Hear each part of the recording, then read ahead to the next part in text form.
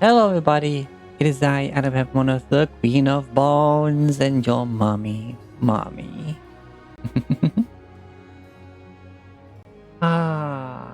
It is, of course, Thursday. Therefore, I'm over, so your dungeon might. We have the whole party here already, ready to go do some more adventures after having a wonderful time in some form of Feywild with maybe a part of the Forest of Dreams with a dragon in the spot.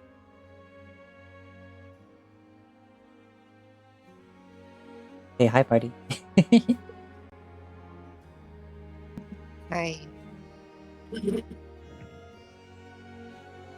Okay. So, besides my brief recap there, who wants to do our little storytelling of what happened last time?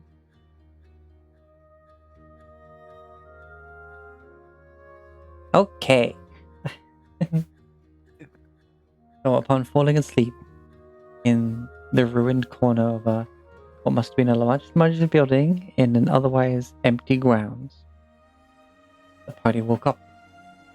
Well, Rev, first of all, woke up in the same corner of the same building, only the rest of the building was there. Inquiring after a moment, they find themselves in the Moondrop Tavern. Sparky, the bartender, welcomes them, hands Criv a drink that helps relax the mind to better comprehend and focus on what's going on rather than have a panic attack. Mm-hmm. Eventually, the rest of the party wake up. They find out that, yes, they're certainly not dreaming. Rivet thought Criv was drunk because the alcohol in the breath. That too. But everyone has a nice breakfast. You meet Wizzy Lizzy. Yeah. And are informed that you would have to meet the lady of the realm, as it were, to be polite. And after some exploring and meeting up with the same Wizzy Lizzy, her scatterbrain ways, not able to really guide you much at all, apart from just some little trinkets that she had. Only to find that the lady herself, Esperanza, was currently interacting with the mermaid in a crystal tank that seems to not be as bound to its dimensions as this crystal tank would indicate.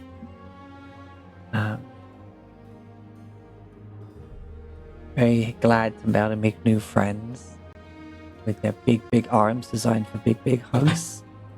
They lead you outside and reveal themselves to be a moonstone dragon.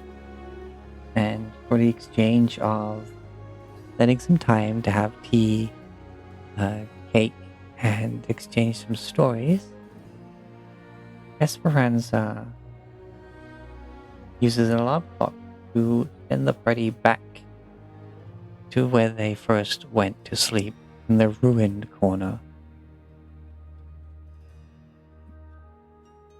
Back on the prime material plane.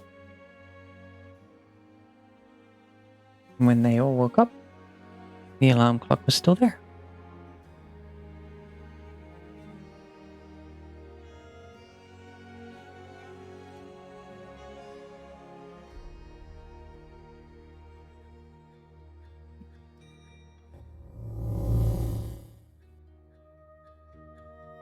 And with that brings us up to speed of the waking morning.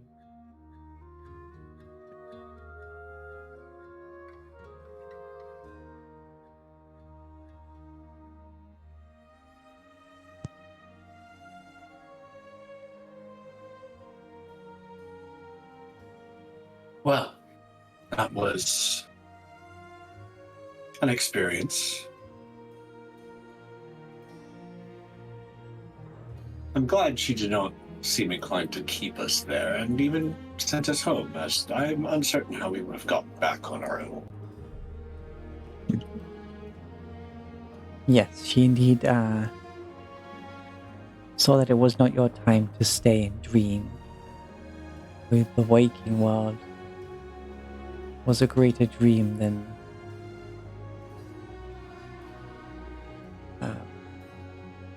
what you would find in her domain, and that should you fail, many will lose the ability to dream. They probably won't live long enough to do so. And it's that through your victory, that dreamers can have the freedom to dream.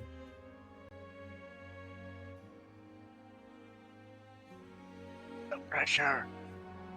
I played too much Remnant. I just keep seeing Dream Mirrors with a capital D.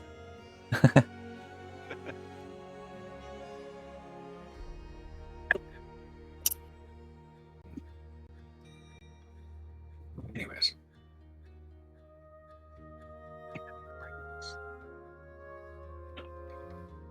Well, I assume it's morning or whatever time it was we went to the whole thing, because we did pass a little bit of time in the Fae realm. You did. However, it's sunrise. Good.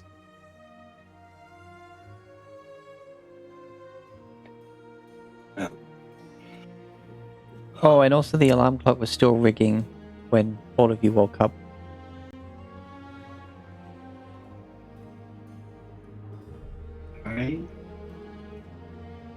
Okay. Just his crib doesn't know how to turn off an alarm clock.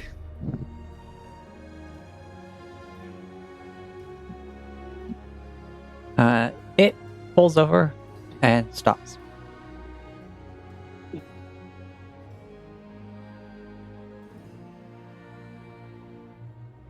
the fact that we were in the dream realm, you'd think that our trip there was not but a dream, save for this. As the Rick looks at the alarm clock. Well, I rather think that's the whole point of a dream realm.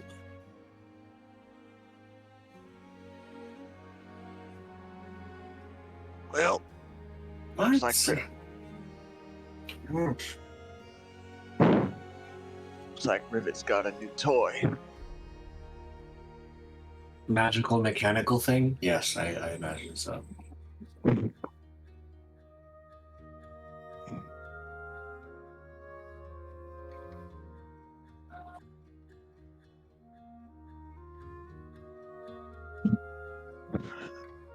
All right.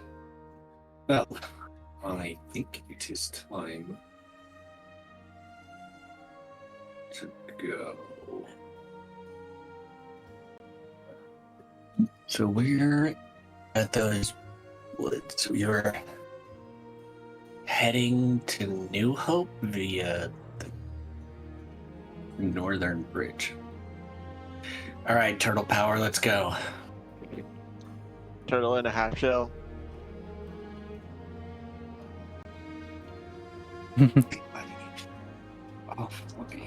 Also, I'm not sure if Rivet was trying to respond and doesn't realize that they're muted, but Perhaps. oh no. Bunty, what are you doing? All right. Well, what were you saying? No. Just, I initially said that Rivet would stop the alarm clock and pick it up, looking it over. If Kriv pokes it over, she'll pick it up and just kind of turn it over in her hands. She doesn't really say very much about it. Just kind of looking it over right now. Before eventually tucking it away into her bag.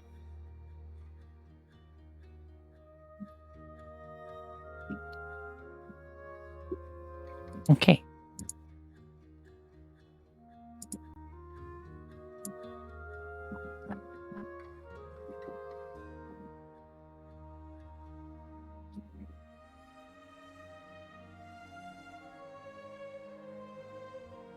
looking it over in any detail, or just more like on a mechanical sense? Just kind of,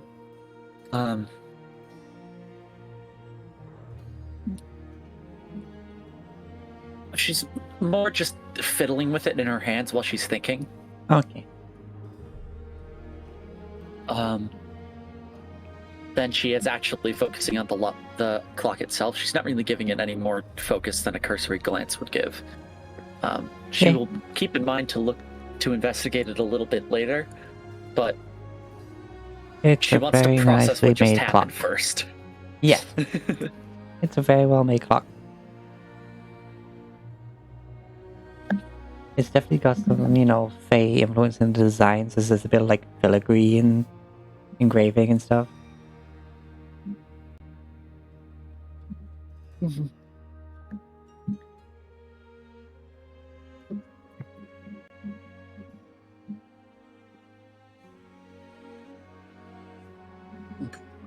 Alright, well, we're technically packed up, maybe. I packed up in the dream world. Don't know if it packed up here as well. Yes. You all woke up kind of on the ground.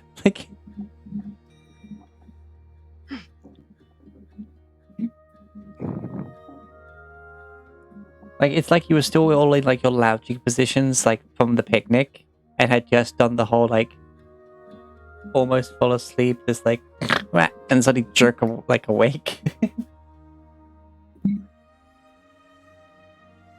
Depending on how long you were leaning on your arm or whatever, some of you may have like pins and needles or something, but nothing terrible. Rivet has a very clear nap line from her sleeve all over her face.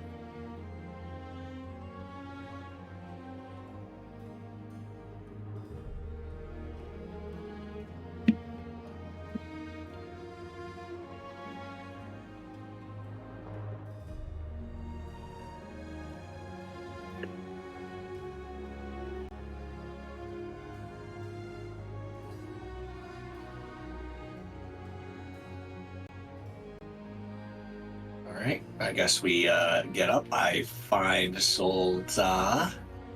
We load up the wagon, hitch him up, and begin our trek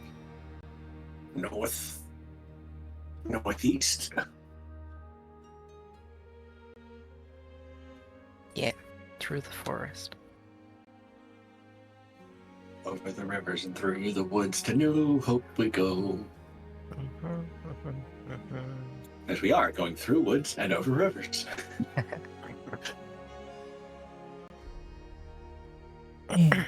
Eat. I really got to play a bard at some point. Wait, so 1, 2, 3, 4.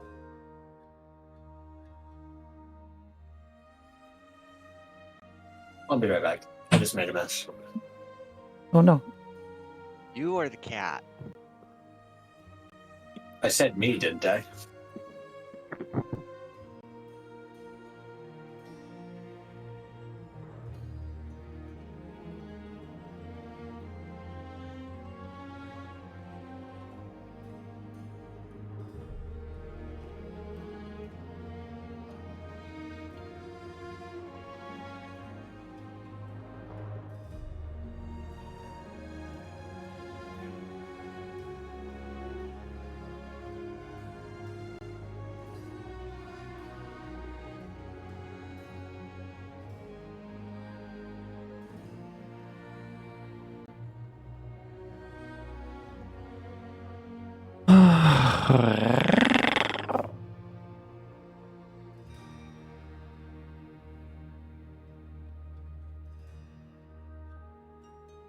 Everything's working right.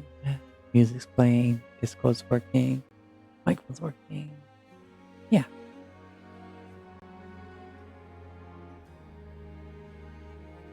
So at the end of your day, you all start to pull up close to a rather small bridge. There's room for your wagon, but it doesn't look like it was built for It looks like it's built more for just horses to go across at biggest.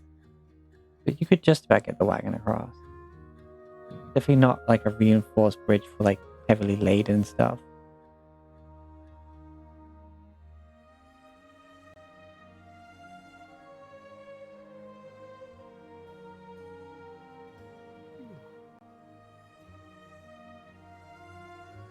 Might have to have the wagon cross by itself. And we go one at a time. And also, getting to the end of your day, looking upon this place. On the other side of the bridge, as well as this side, there seems to be like cleared out little spots. Whether it be for a watch or just a roadside, like, tended ground, as it were. Seems like a perfect place to set up camp. As you imagine many have done before when they've been traveling or, again, as I said before, like, had to take watch here.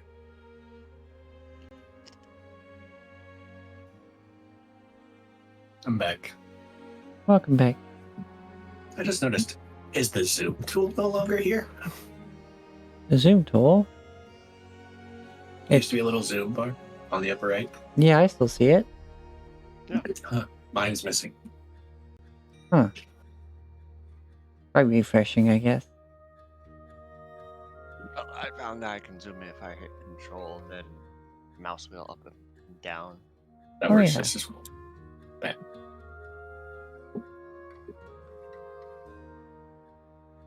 Alright. So yes, you pulled up at this side of the bridge. There's like a small clearing either side of it for like rest, basically a place to rest up or stake a watch. As you imagine, with this being a way to New Hope from land you haven't explored, that this is probably traveled by those leaving New Hope on adventures in this direction, and perhaps even at some point had to be defended. I'm a giant gelatinous cube next to it. If you look at this hex right here, it makes this little pond look like a giant gelatinous cube. It does actually, like the hex itself does add corners to it. Why Great. would you say that out loud? Why would you give the DM the idea that there is a house-sized gelatinous cube? Oh no, I already know what that place is. Oh? Cool. Well, guess what, guys? I don't think we're going there.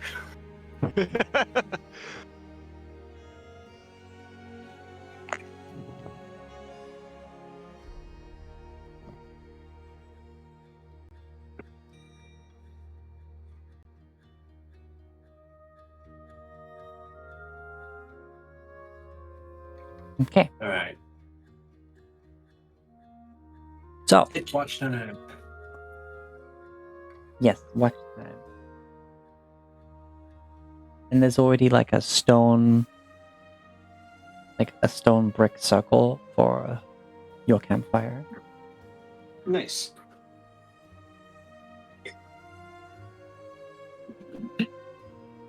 It's an empty fire pit, but it's got a little grill over the top of it that you can just pull off, build the fire pit, put it back on top. Ah, so we found the campground. Got it. Did we reserve our spot, guys?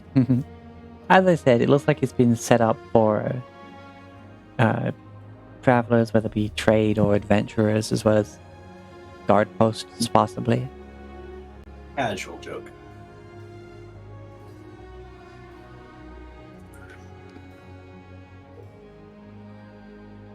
All right. You reserved your spot by being there first.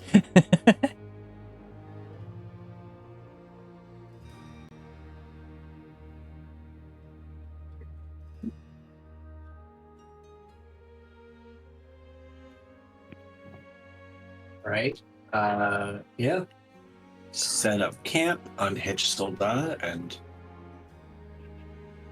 start the watch. I believe it's usually Thabrek, Sierra, then Kriv. Yep. Used to be Syrah getting all the naps, and now it's Rivet. Mm. Yeah. Well, Rivet's working on things instead Plus- of watching. Ever since Kriv got us lost in the Sphinx base, I've been riding the horse, so. Wait, I got us lost. Well, yeah, remember that's how we found the Sphinx originally. Oh. Right, yeah. Who failed survival checks in a row? Look, I'm not a wisdom character. I have Yeah, I understand. charisma, I understand. but it's all good. No, I think Sierra's been taking the watches since she became a Red Light Cleric and got Yeah. freaking insane dark vision. Just that, Yeah, the 300 feet. just see into the dark, see into the void. Cat eyes happening right now. Just whoa. Yeah. Well, it's more like, you know how her eyes are normally like blue with no pupils? Instead, they're like stars and stuff in the eyes. Yeah. Like space dust. Hmm.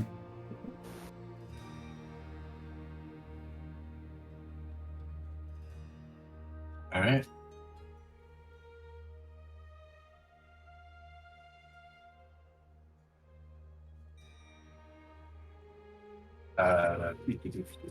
All right, you make your perception check. Wow.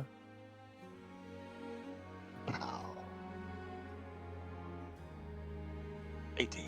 I misread the situation. Anyway, my watch is next, so we can just use that. Yes.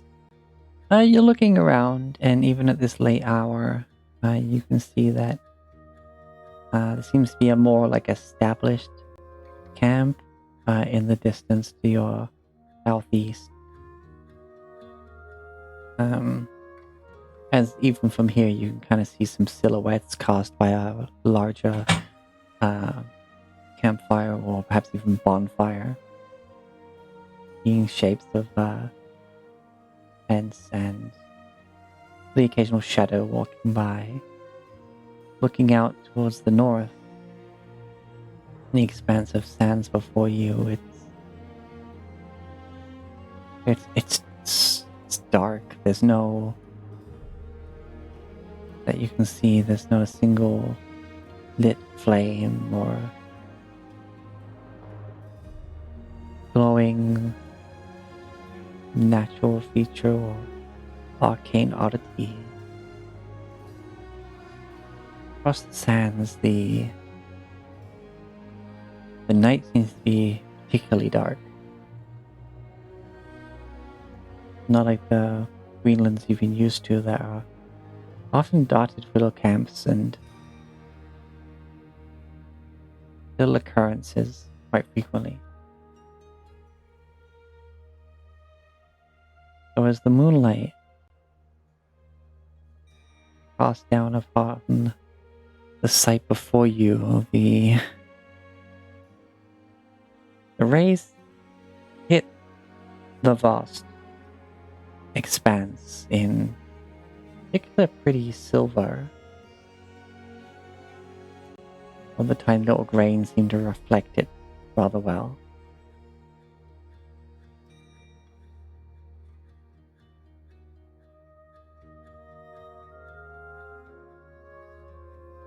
And with that, your watch comes to an end.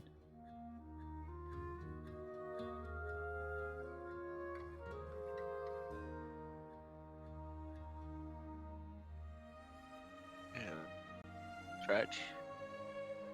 Wake up, Sarah. And if the sand is still reflecting the moonlight, he'll point it out to Sarah.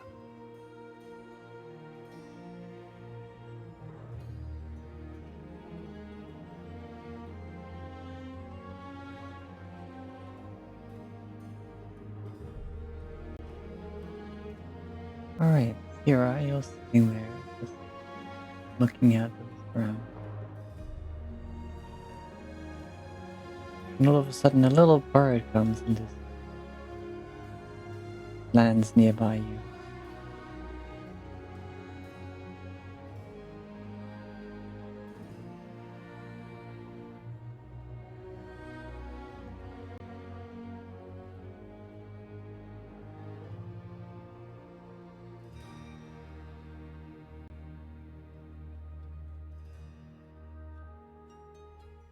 A funny little guy.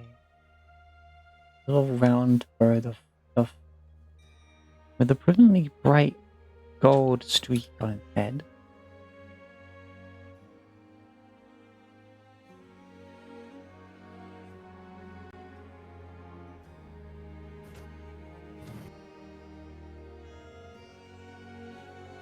And it just starts tweeting idly.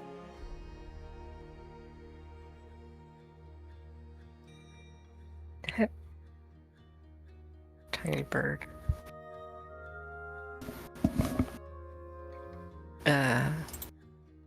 I will do a minor illusion. I almost cast major image because I forgot that I had minor illusion. I'll do a minor illusion of a bird and have it like fly over. Okay. The small See bird how it sort of reacts. Yeah. looks at it, hops on over, tweets at it a few times.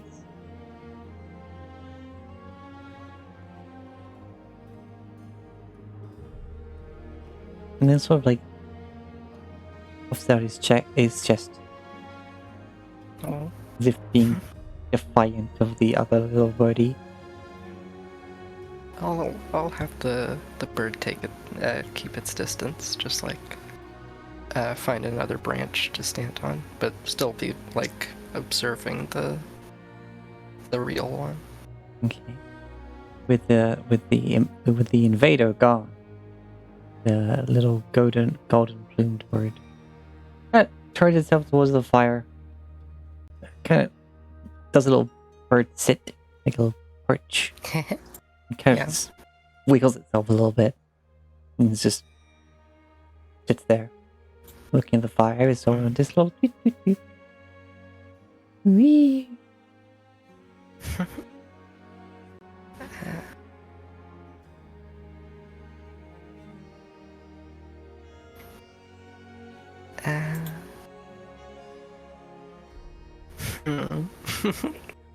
I have a funny idea. Okay. I'm going to I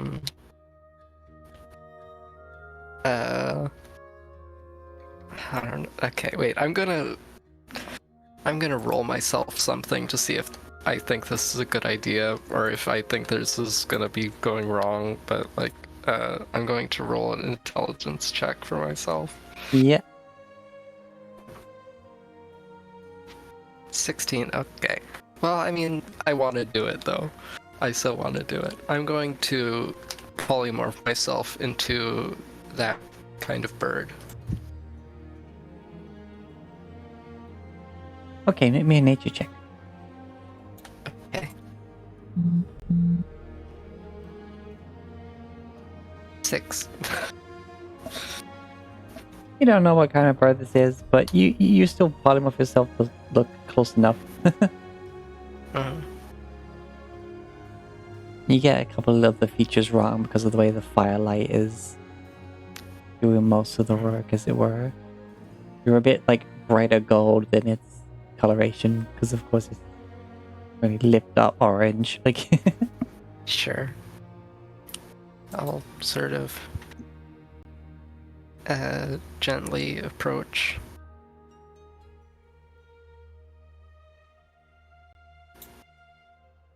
does this make you wait? It makes me dumb, yes. But do you now understand bird? Perhaps. Actually, I don't think so. But, I mean, up to you. Oh yeah, because you keep your mental stats, don't you? Yeah. I think you do get the languages, because if you transform into a giant eagle, you get giant eagle. Only druids keep the mental stats. Oh, right. Yeah. Polymorph is essentially like a feeble mind, but you turn them into an animal.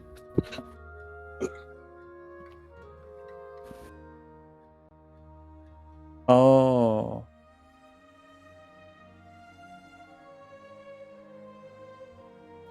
Of course, I'm like smart enough to know that I'm Sira and I can end the spell at any time, but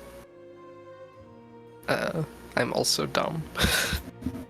As dumb as this bird, anyway.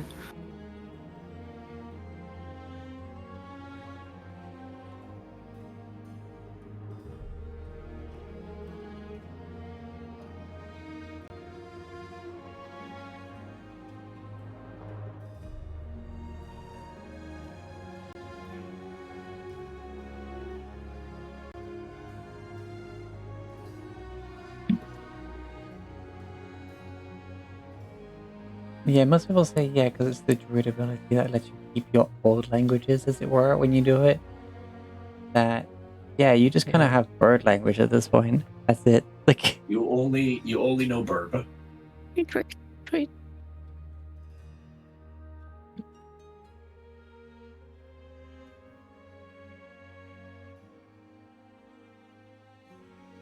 I want to like do a little hop over. you hop on over, they like look over to you. Animal. Animal. Look at it in a sort of curious way.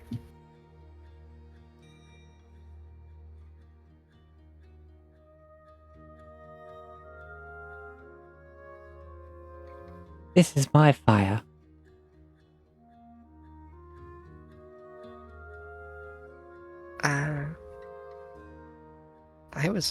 I was here first. I didn't see you.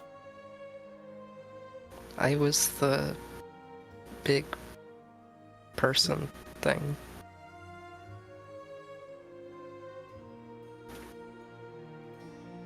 They tilt their head. Make a persuasion roll. Okay, with bird stats. Yes. With birds. You gotta This use is that probably, like, charisma. yeah, usually it's like intelligence is pretty low, charisma is pretty low, wisdom's high. But like, so charisma, I'll just do like, 17. There you go. Huh.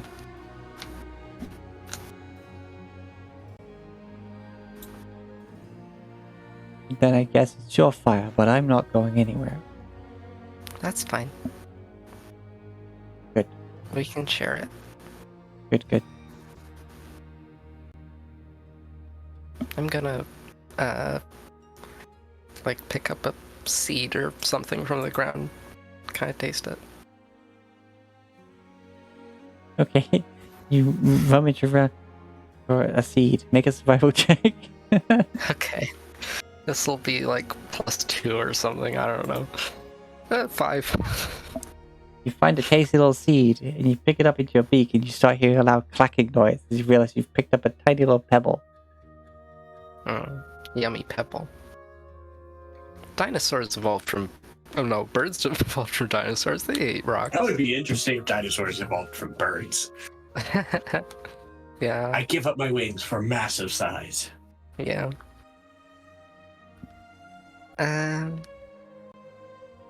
Well...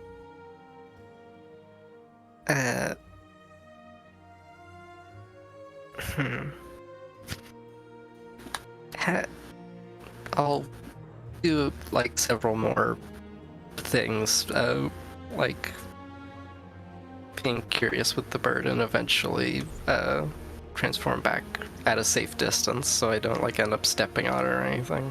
Okay. And then go wake up Kriv and give him dark vision. And of course, wait, I did also... Wait, do I? I don't think I do have dark vision 300 feet while I'm a bird. I'm not sure, but okay, whatever. Yeah, no, everything looks a lot polymorph, darker no. on Wild Yeah, I shape. lose my class abilities while transformed, yeah. And, yeah, so I'll wake up Kriv and give him dark vision 300 feet. My lizard eyes just dilate. Just.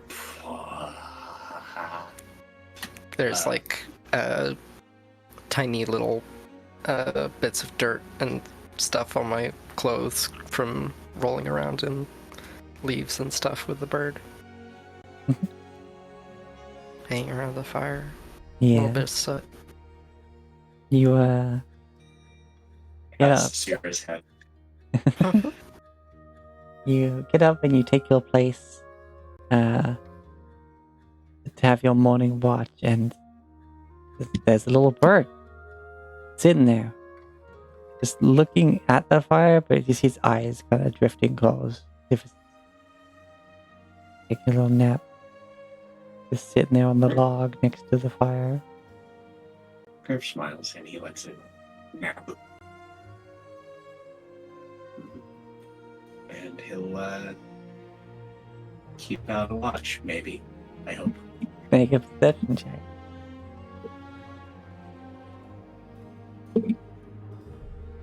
Hey. With your 300 feet dark vision, you certainly notice that, there's another, that more permanent camp to the southeast. You notice the rolling hills where this river, at least this part of the river, comes out of, and the caves within, and the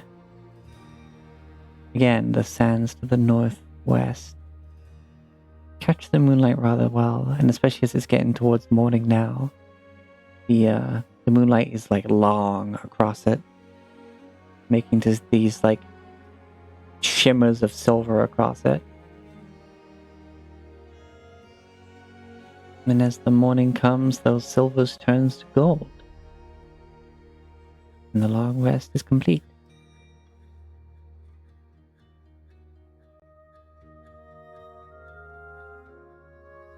Yay! I'll be honest, I was half afraid I would fall asleep again. Won't fall asleep again. Won't fall asleep again. Well.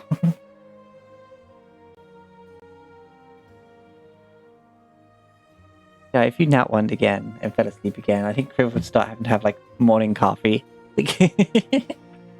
I played a monk who very much, I gave him that personality quirk of the grouchy, don't talk to me till I've had coffee. Mm-hmm. All right, so you wake up. You get your morning prayer and... Ooh.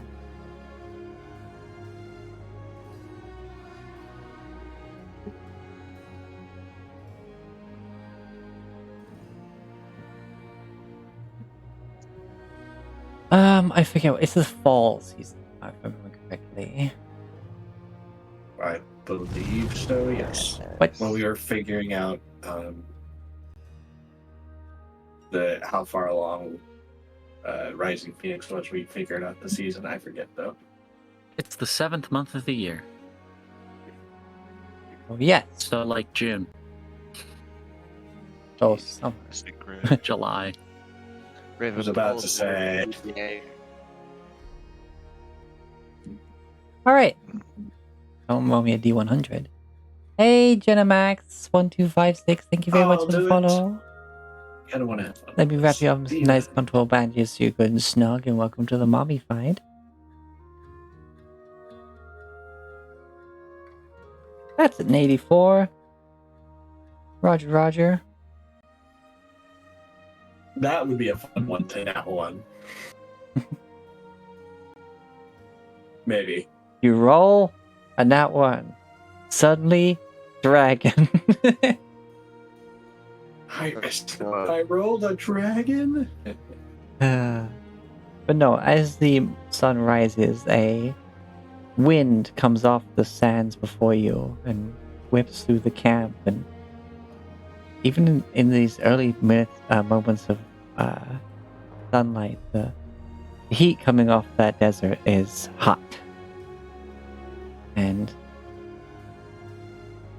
for the rest of the day, even as you move away from here. It's quite a windy day.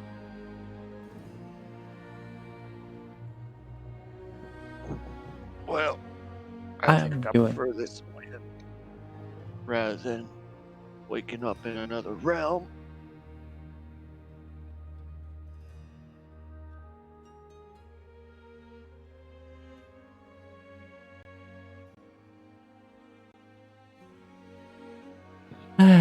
Okay,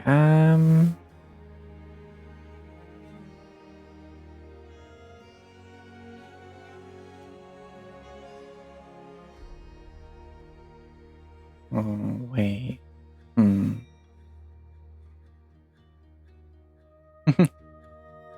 It's windy. Heckin' windy. Be sure to secure your little foxo boys, as they are liable to fly away, especially if they have ninja kites. Yeah. So, getting across the bridge, you go slow and walk ahead of the wagon. The wood is sturdy. Like, it's definitely built to be able to have, like, horses go back and forth on it. But not... But as the cart goes across, you imagine that it's probably good that you weren't all sitting in the back of it.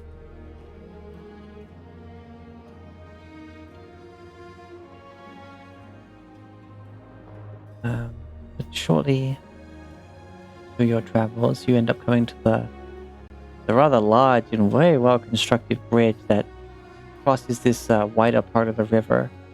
To allow New Hope have access to the mines into the north, which you can see there's a bit of a fortification built around the front of it.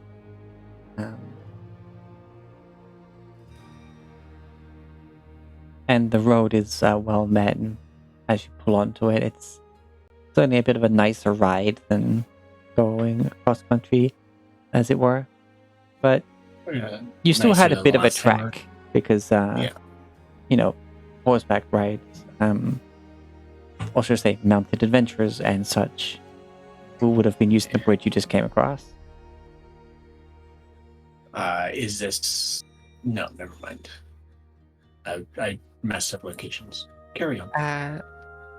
On our travel, I'm going to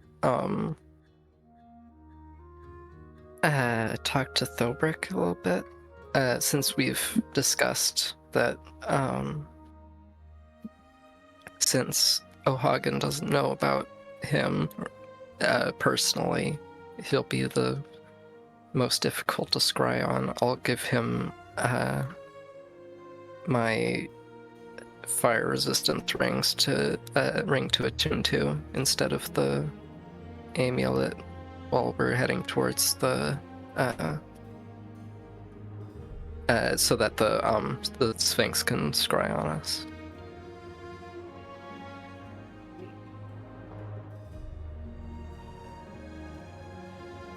I'll mark that off my sheet so you can have it. That's all. Okie dokie. Crossing over the bridge, you find a what Ulrich and Kriv saw during the watch was this rather well established campsite here. Bit of a guard for the bridge, basically. There's a proper cooking pot set up and 4 yurts, like properly established and mostly permanent yurt. Each of them has like a little chimney. If we imagine they've all got stoves and stuff. And you see a number of people in mixed garb. There's not a established and uniformed guard in New Hope. But you see various people in various different states of armor that just seem to be doing that bit. Seeing you right by, some of them look upon you, but even though not all of them recognize you, you're not appearing as a threat, so they just give you a cursory look and as you go by. Any tabaxi merchants? Oh, what, like the little camp outside of Whiterun? Yes. But you'd have wares if you have coin. You see a little merchant sitting on a rug with his hands backwards. Various wares in front of him. Ooh. Very interesting. But no, it seems to be. Well, was that for real or? That was a joke. Okay. That was instead of a Khajiit, a Rakshasa, like merchant. Yes.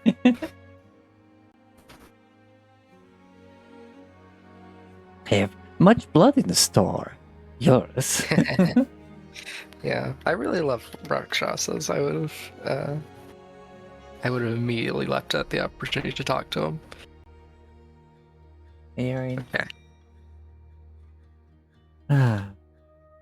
But even though it's the end of your travel day, you push on for a bit more since you're so close to New Hope and get into town. Though it is getting to the... Basically the time you would usually use to set up camp is what you push on to get back to the house.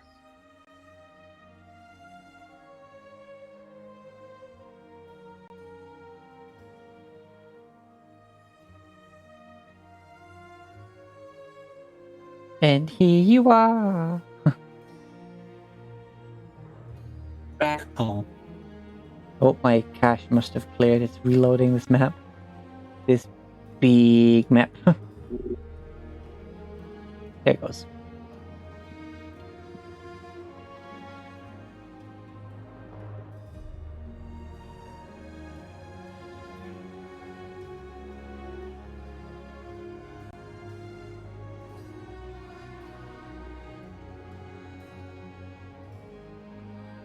Alright, so coming in from the north, there's not... I guess you have to come in through like the some of the outer New Hope. Then there's a road leading past some of the farmland, and there's a couple of Seers out here. What are you doing there?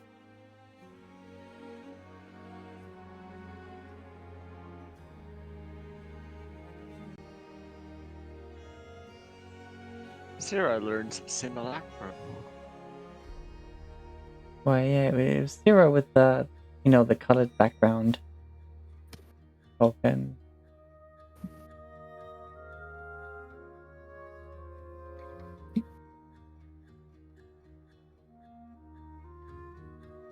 But yes, unless you have any plans to make a stop, you can head up to the early New Hope and get back. I think the only stop that we'd wait until she's open, no. Scarlet wasn't the one making the holy symbol, it was... Yeah, it's also pretty late at night. Yeah, if it's late, no stops, just straight to bed. And hey, we probably don't need watches since we're in a town. Yes, you would think so.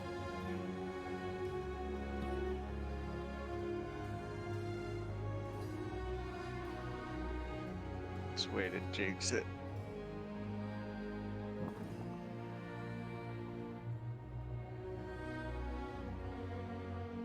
Just in case. Someone roll me a D100. I'll do I it. got Oh, Alright, rivet. Let's see it. 20. Nat 20, baby.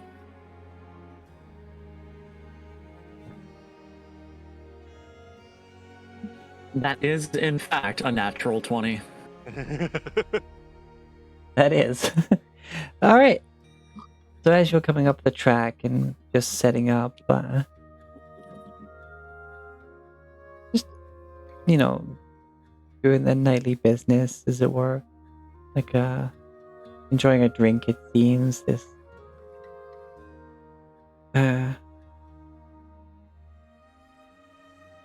young, but adult. Was they drinking? But like, they don't see much feature in passing, but possibly either elf or half elf. The ears are a bit short. Kind of like look up and look at all of you, and for a moment they stop their gaze on Thorek. And after a bit of a while, catch themselves staring and quickly kind of turn and head inside.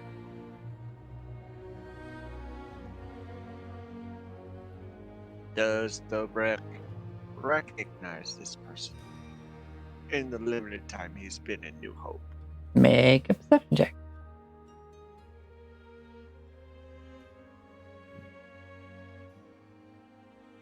Nope. No, 6. no, you do not.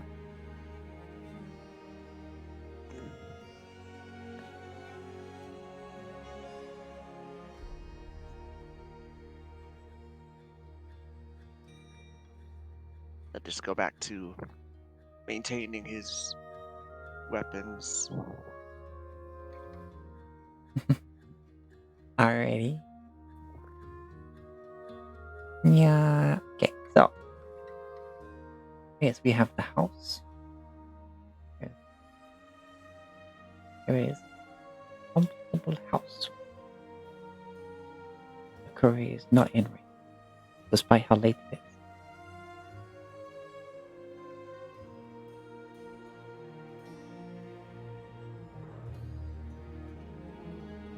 But yeah, you get back. You get Probably giving a tavern one heck of a show. possibly. But yes, you get your long rest in these familiar beds, sheltered from all elements, and as morning comes, the tiny bit of hustle and or bustle that New Hope has is nice to wake up to.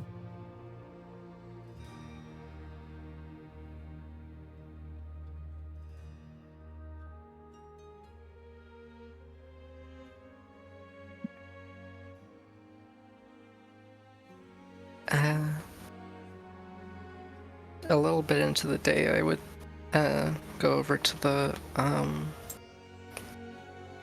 church or whatever to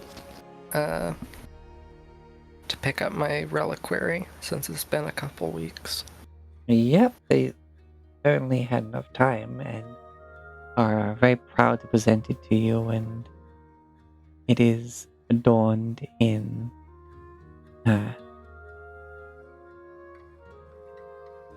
I paid already, right? I think I did.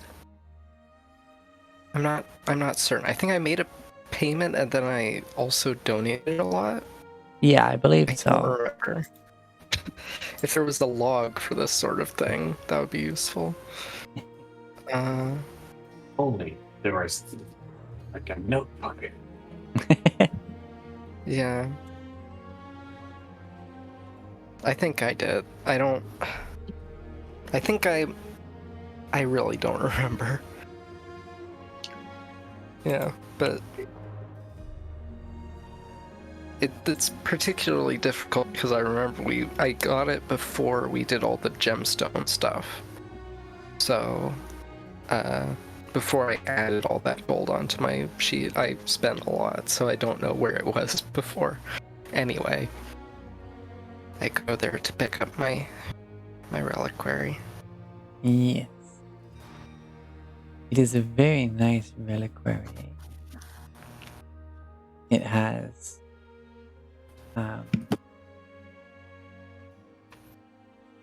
on either end of it, there's the sun and the moon. Yeah.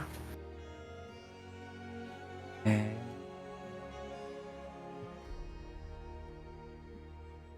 depictions of rolling grasslands out of gold across the top of the lid, like just making like on one side and the other just these nice depictions of nature, Mhm. but it's all in like gold and silver. Yeah, I like it. I will thank them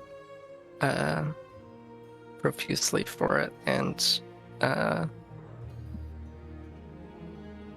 try to find a place to store it so I have an easy access to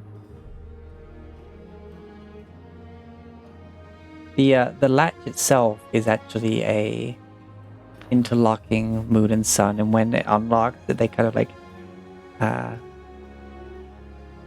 come up and then to the sides, apart from one another.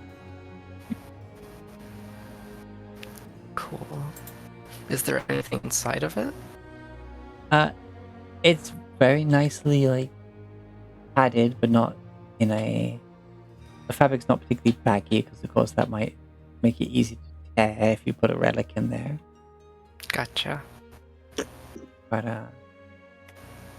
definitely nicely, yeah, as I said, padded for possibly delicate relics to be held within securely.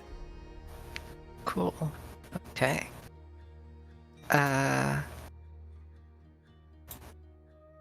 Let's see what can I do something with this. I'm gonna look at my spells for a moment. I'm done with this here, of course.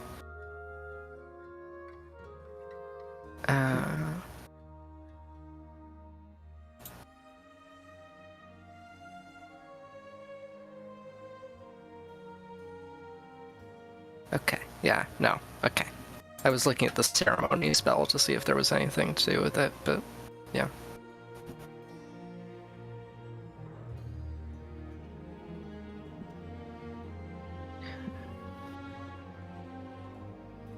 Okay, well, with that,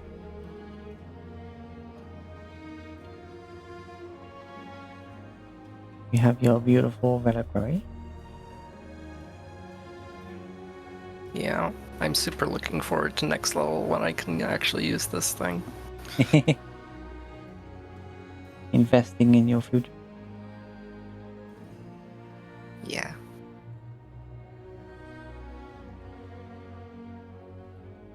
Yeah.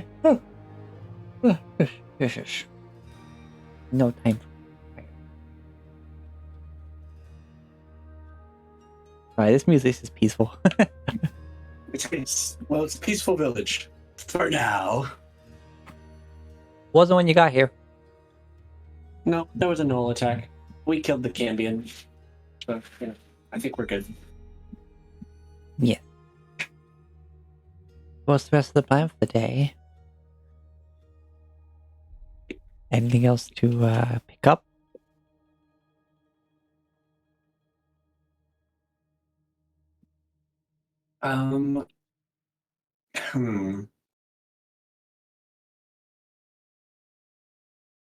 Much as sleeping on the ground is nostalgic, can't beat a good bed. Guess we could hit the general store because they're the ones that gave me my handy haversack. I wonder if they might have any other magic things. Probably not, but doesn't hurt to check.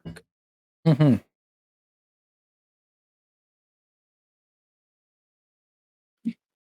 Oh, speaking of the nice music, it just stopped. I think I forgot to hit the whole loop-a-doo-loop.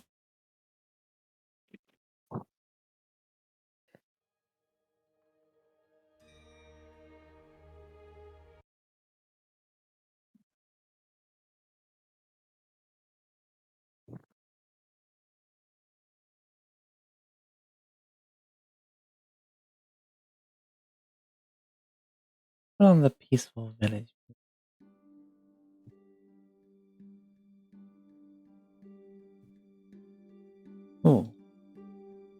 Yeah, I like this. This is a Peaceful Village by Botify. It's gonna be my new go-to for New Hope. Yeah. Peaceful vibes.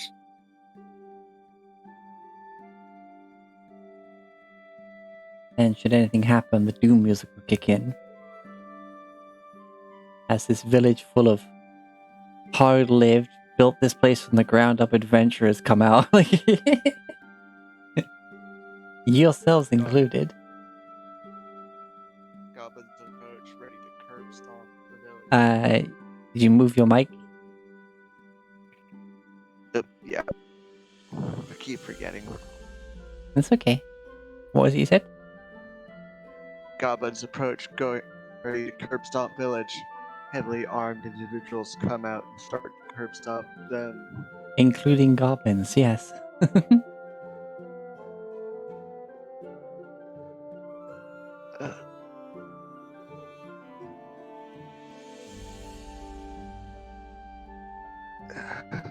Yeah, there's of course a much greater population of just civilians these days, but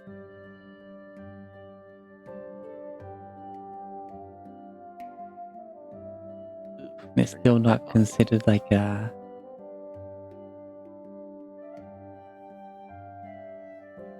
one of the particularly nice and safe places to live, but the risk of being attacked at this location is outweighed by just the number of people ready to fight here. It's a hardy village, we'll say. People here are hardy. Okay, you head to the general store. I'm going to the hall festival.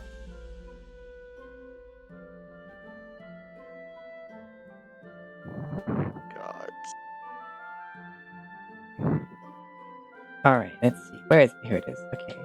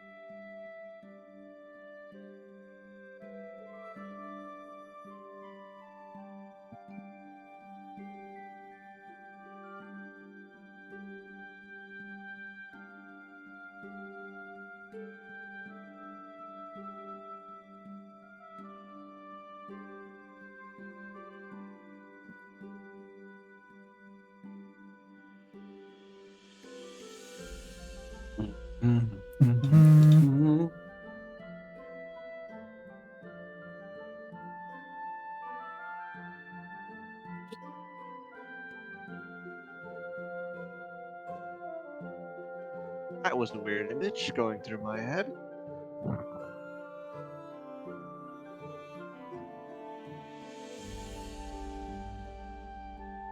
Alright.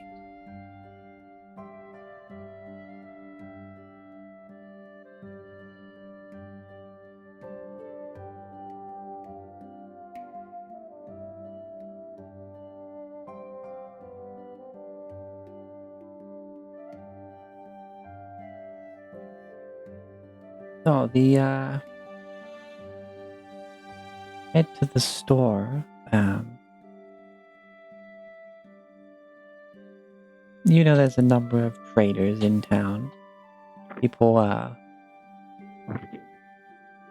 peddling their craft, as it were, from much like Scarlet, most of it's done just that little like trading window built into their homes, or they would just have like a little extension on the front of basically just like a wraparound desk that seems securable, as it were.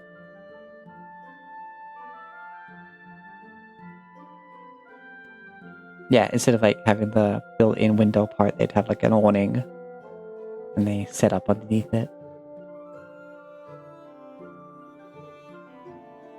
What sort of goods are you looking for? So, honestly, a lot of it. Definitely not the same ones open that were when you were here last. You imagine with the way that people are in New Hope,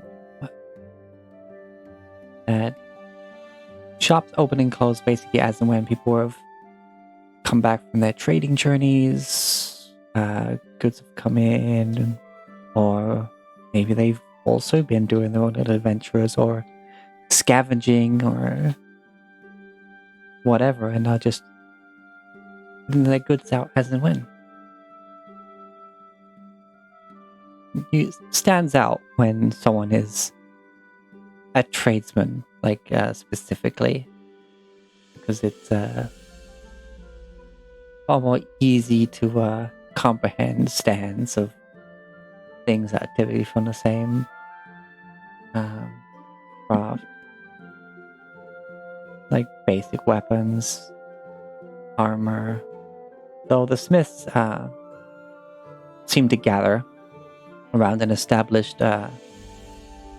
village forge.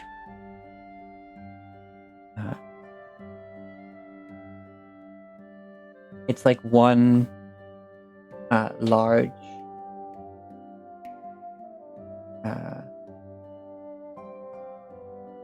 crescent moon, almost, but like rounded edge, like a semicircle forge, as it were, with just this singular, like, large furnace that's heating the coals. Almost amphitheater-esque. Yeah, and there's like left, middle, and right, just 3 separate anvils around this large furnace, and that part of it is like outside. It's sort of like built onto the side of a couple of houses.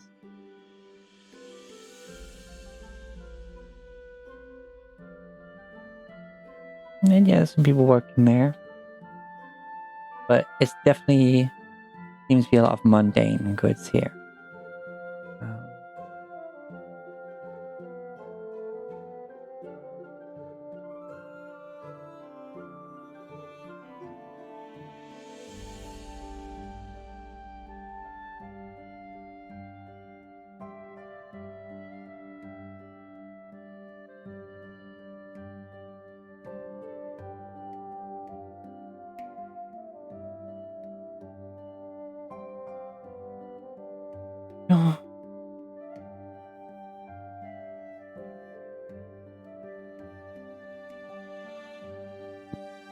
Okay, so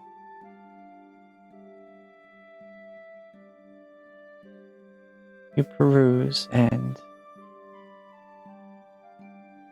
I don't know what exactly you're looking for, but like I guess I could generate just some like random little shops that people might have from. I mean, I personally not. I don't know. I was just browsing. Just window browsing. shopping. Okay, if you just window shopping, then I'll just roll some stuff. Can't find anything if you don't look for it. Yeah. As you walk past this one house, you see someone set up their stand just outside a house that has a lot of stuff seemingly like put in the best way to appear like a thought out shop display, but there's so much there on this small little like stand that it still looks cluttered, but you can see like lines in the clutter where they were trying to keep like things organized and separate. There's a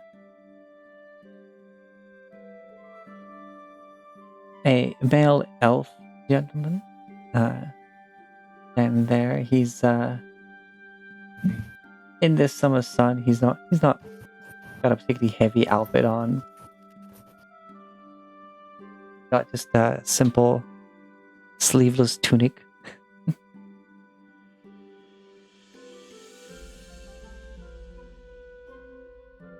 And some simple leather boots on. Just kind of sitting there. Well, not even that, he's standing there. He's just chatting with some of the neighbors and keeping his eyes forward like every so often. I guess one was actually like showing interest in the stand.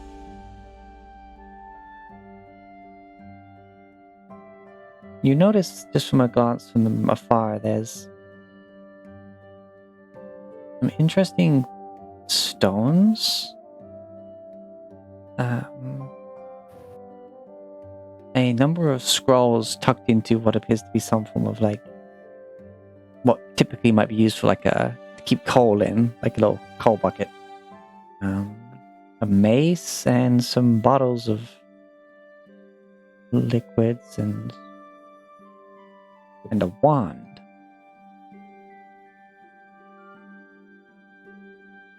I'll pad over and check out the scrolls. I need more of those for Spellcarver. Yeah, check out my ammunition. All right. Good morning. Morning to you. Well,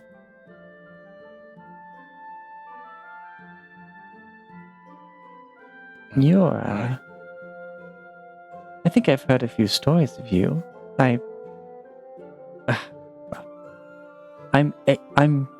Elion.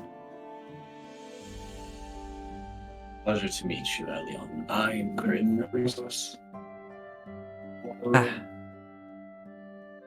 Okay, yes, I have heard of you. Well, got a few bits and bobs here. First thoughts, what has she heard? Is it good or bad?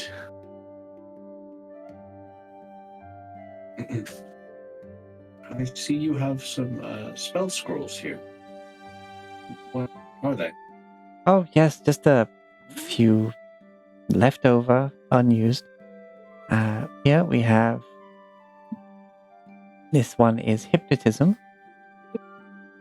We have magic aura.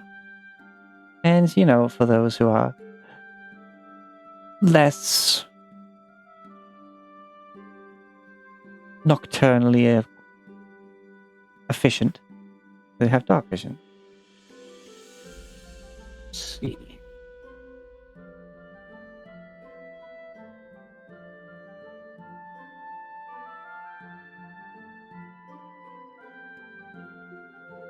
What does hypnotism do exactly?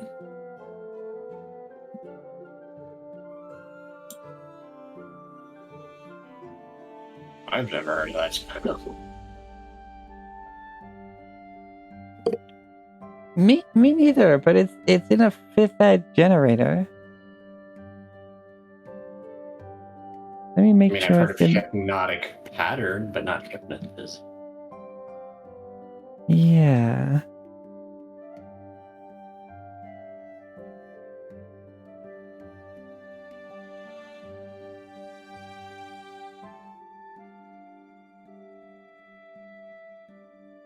Let's see. Okay, hold on. Oh, wait, no. Okay, that one. Okay, I searched 5th edition, but it gave me D20 as in Pathfinder. I mean, I'm seeing a 5e SRD that says it.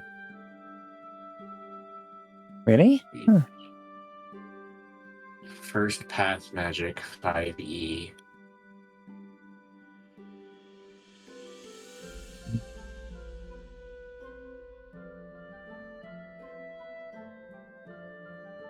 But no, I guess we can say.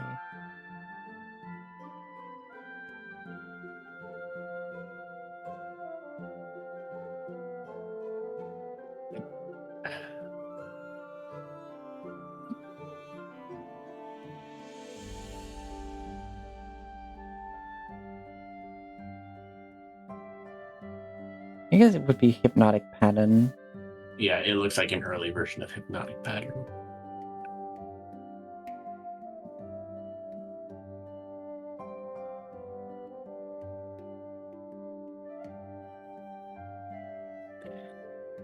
because it does the exact same thing, but it's single target first level, but you also get to like make suggestions to the thing that you hypnotized.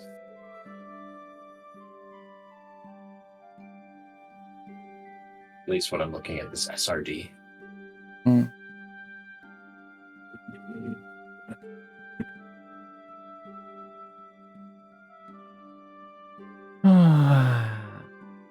Base how I'd used it. Hypnotic pattern is the better spell. Scroll, at least. Wait, why is there no prices on this one? This one has prices, this one does not. What? Bitch. Oh. Oh, is this the same magic item prices thing? No, this is a generator that came with magic like prices on the other one, but not on this one. Wait, what? It's weird.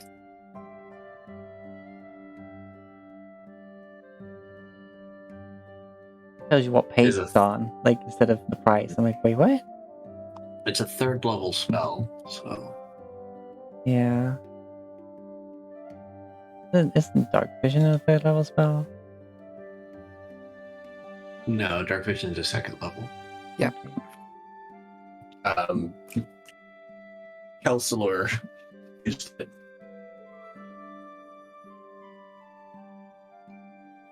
Baba Yaga did not Dark Vision.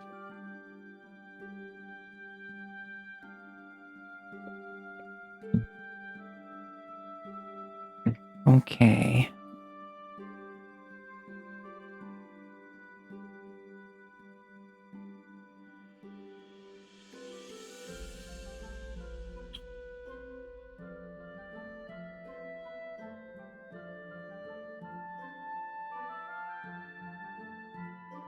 But yes, those are the scrolls that are there.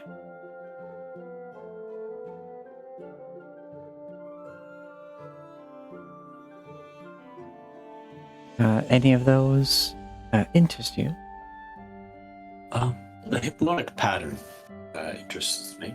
Yes. Well, it's quite a potent spell. It's going to get you out of a jam. It is quite potent magic, though, so I would probably mark it up at about 300 gold pieces. Griff nods and will pull out and count out 300 gold pieces.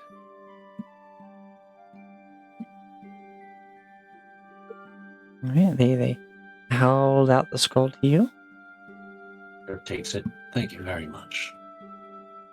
Oh no, thank you. And they open up a lockbox and put the money away.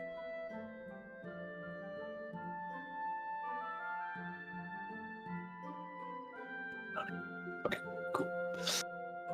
Yeah, I have that noted. I still have the scroll of catapult, which I haven't used, so it's not locked into Spellcarver yet.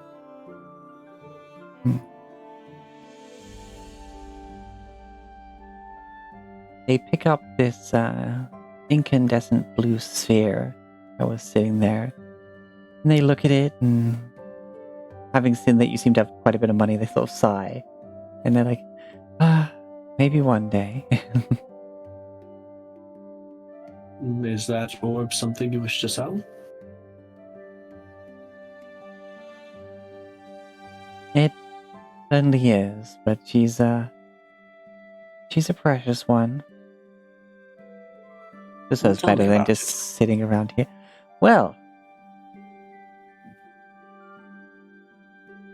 Just giving me the puppy Diana guys for her sales tactic of, oh, this guy's got money. Maybe I can move this item and be pitiful. well, this little baby is no ordinary iron stone. An iron stone. She likes to be called Blue Drop. For rather obvious reasons. But no, she's rather wise, witty entity. She knows how to speak to the winds and orcs as well.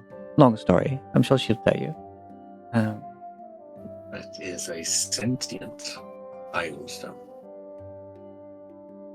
But she's very caring and in some ways charming in a magical sense, we'll say. You keep this companion close to you. Yeah. You keep this companion close to you and attuned to you. She can speak telepathically with you. She can also cast some rather potent healing on you a few times a day and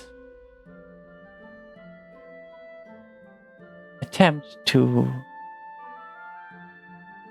overpower and keep a hold of someone a few times a day as well, as per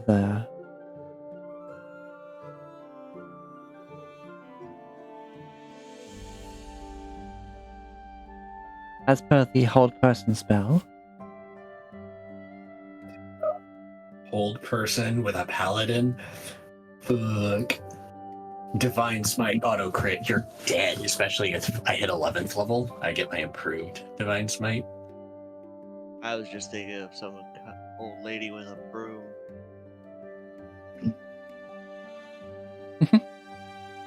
And her healing ability is equivalent to a level 2 cure wounds. See.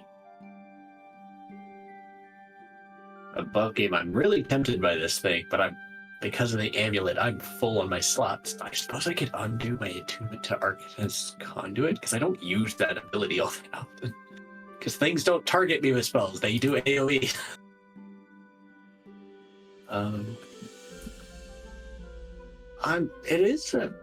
Seemed fairly interesting. How much would you require for it?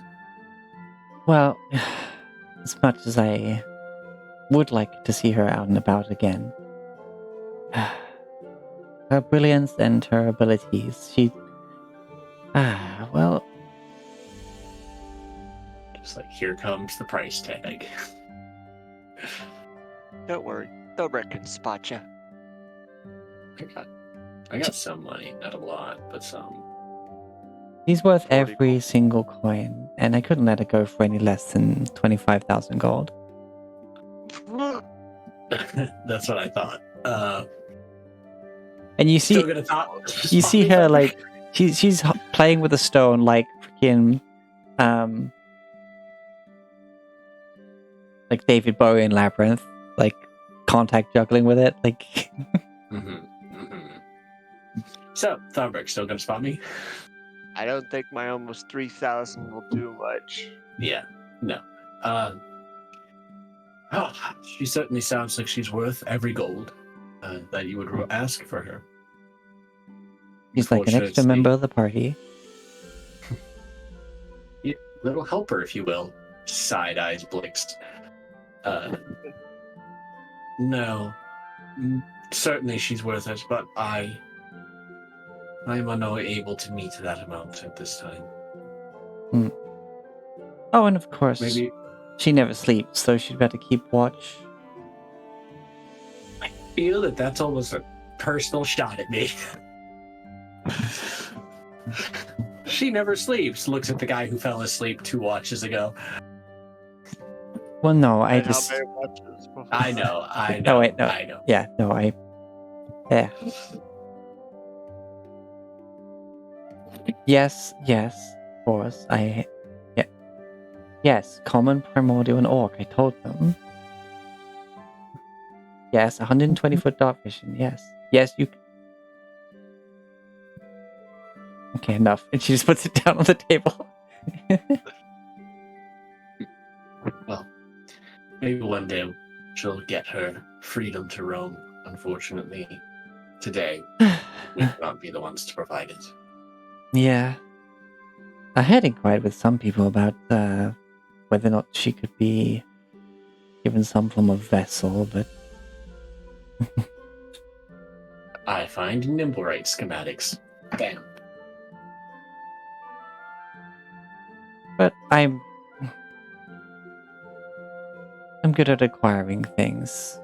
Was, I guess. But yeah. Never quite lose a touch.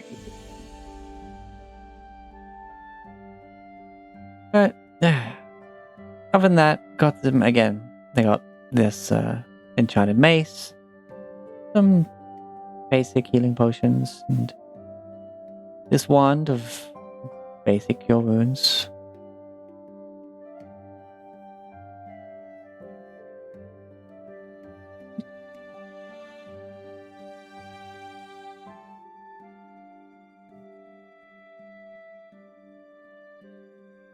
But How no, many healing potions? oh, just the one. We sort of used the rest last time. Plus, stuff like this typically is the first to move if people are about to head off.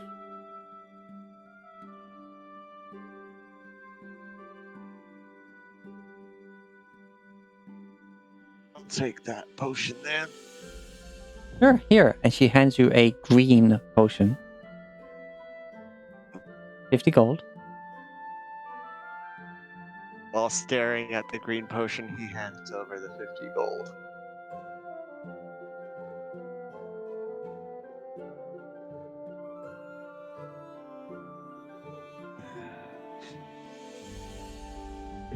It's nice, isn't it?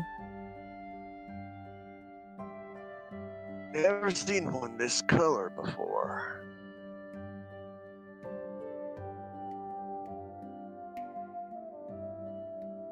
Well, this was a product of, well, a druid that got rather interested in alchemy, we'll say. It smells like rain.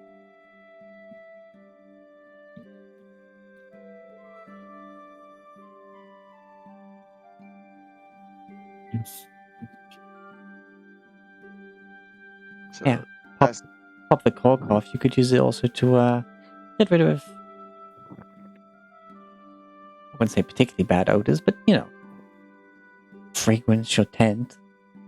As long as you don't let it dry out completely, of course. Of course. And is this just a regular potion of healing? Yep, only it's green and it smells like, yeah, freshly fallen rain on grass. I do backpack.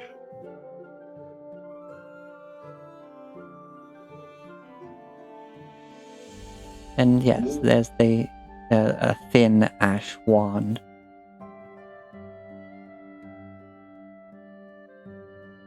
Contemplating that of the cure wounds one, but I kind of May want to go smell back like- to using the Pathfinder shop generator, so at least I have prices, and then because most of the stuff just translates. Like, Yeah. Most. I mean, it's not like Tobrek don't have the money.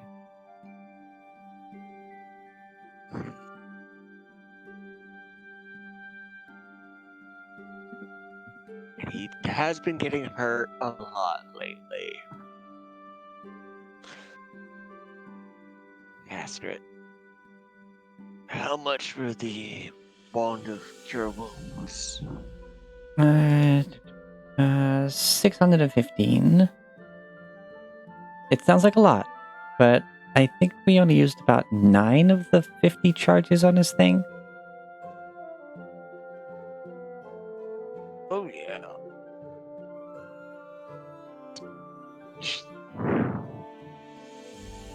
We'll take out the 615 gold.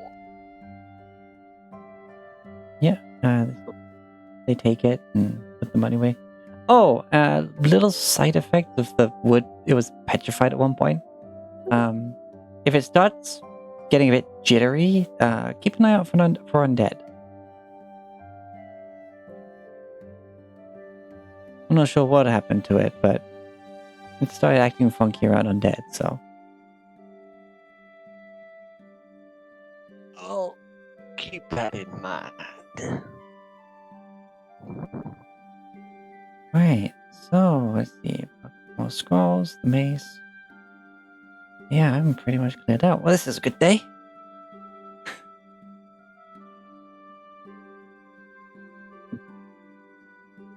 For a moment, for a moment, having been like put back down on the on the desk, like the iridescent blue sphere is like kind of almost glowing, almost like angrily at being annoyed, like freaking like a Navi in a jar, like.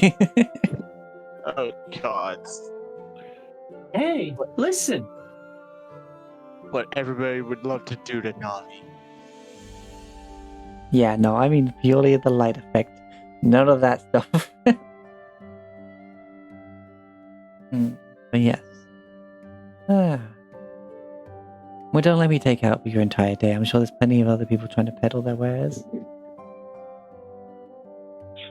And a lot of them work a lot hard. Well, no, I'm going to say that. A lot of people made the stuff themselves rather than acquired it elsewhere. Looks over at the forge. It's nice. Rivets. Sort of gestures over if Rivet is here. Made me, this sort of wraps against his armor. It's nice. I wasn't going to ask, but,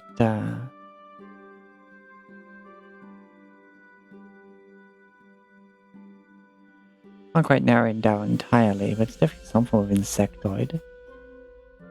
They were giant bugs that breathed fire. I don't think we ever identified them in game. These fire. Oh well.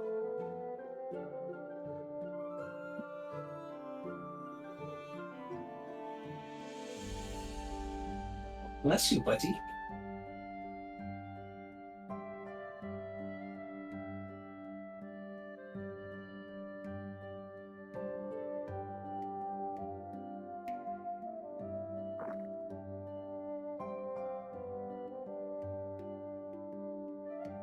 Okay, well, have a fine day. Bless you. Leave that tab open in case anyone goes back to that particular shop.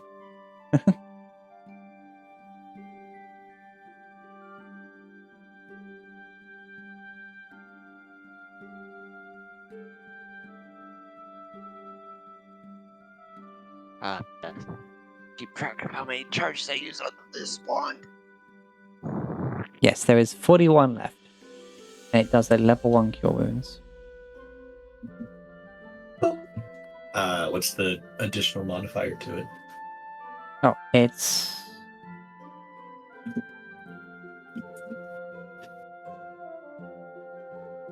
+2. Oh, yeah, +2. That's a lot of cure wounds. That is. But hey, it still takes your action. Yep. Right.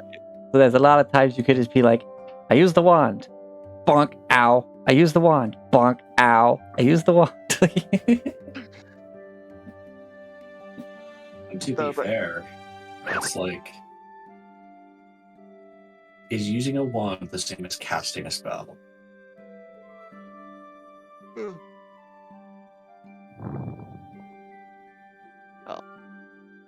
you probably use it for emergency healing. Oh, this person down. Tap. Yeah, it's just like a more convenient potions. Like having a little wand that can just do it multiple times.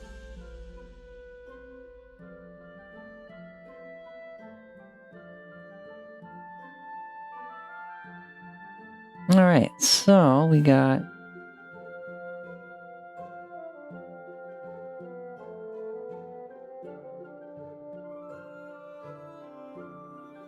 the brick's still over 2,000 gold. Not bad. Indeed. So are you planning on going over to the forge, see if anyone's got something to sell there?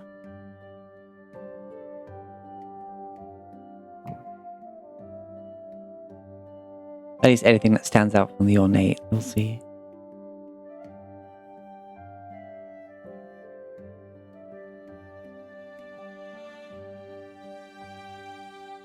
I mean mundane, not ornate. Blah.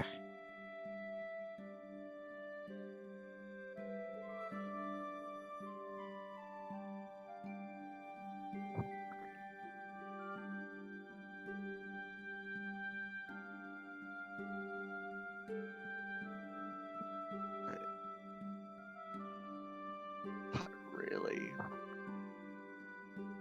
Okay. The gear rivet made me is still my favorite.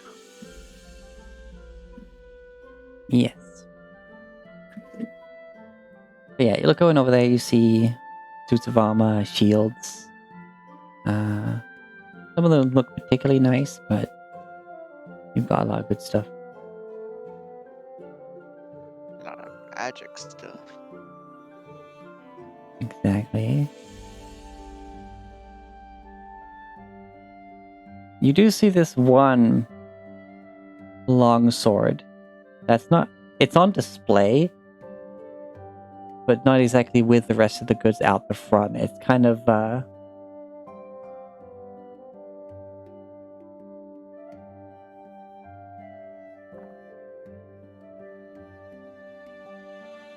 where there's the central support for the little roof that goes over the workspace.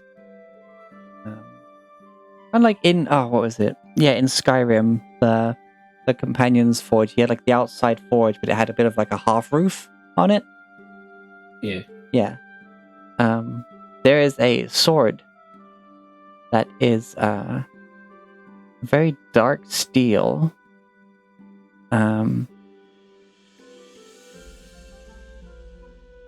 There's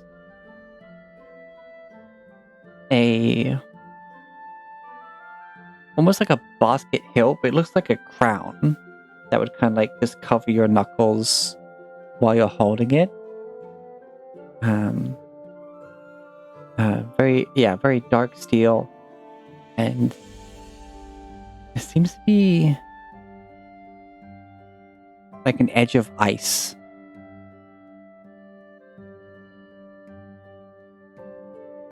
Everything about this calls to me. Ice sword that's one-handed that I can just smite with.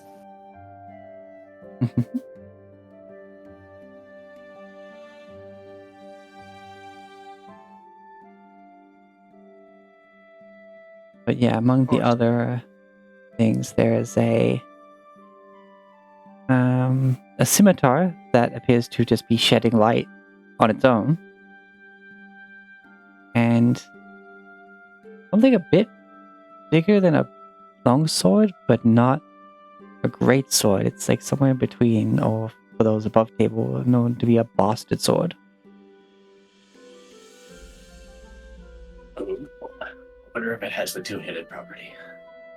It's definitely versatile.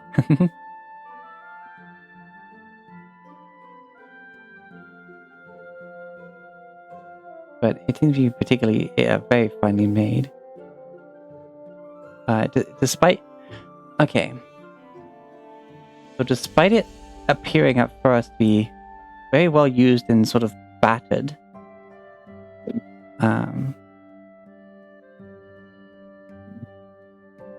somehow you can see that despite all the beating it's taken, the edge appears to be perfectly fine.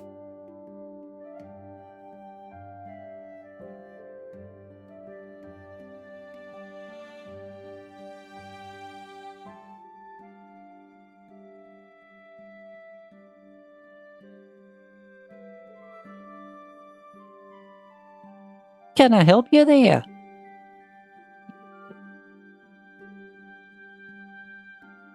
As having just doused the blade and set it onto the table, you currently wipe in his hand and bring this rag up to get some of the sweat off his face, is a very heavy set halfling. He's got quite the belly on it, and like his blacksmith apron is just kind of almost accentuating it.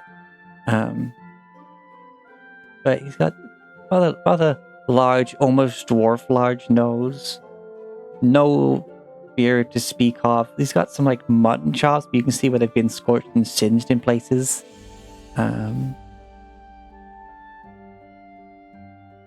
There's a little bit of like a slight bristle just under the nose, as if like maybe he had a mustache at one point that may have got singed off.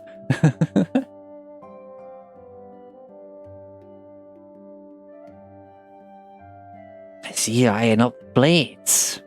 I'm nada. Don't think I've seen some of you around, but not down this way.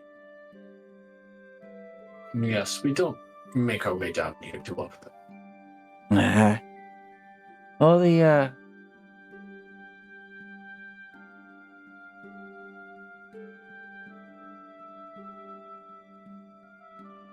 newest folk, we'll say.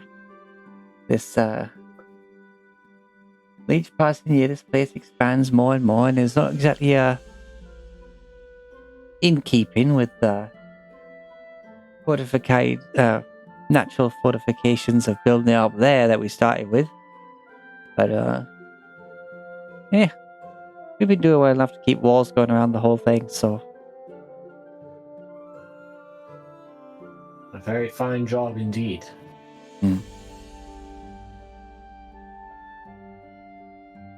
yeah. Of course, it was my father that sort of helped get this place off the ground in the first place. But although I feel like I've been around long enough to say I've had a good bit of a hand in it.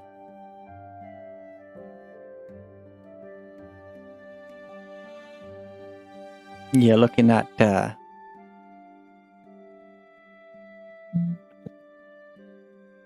notice you're looking at the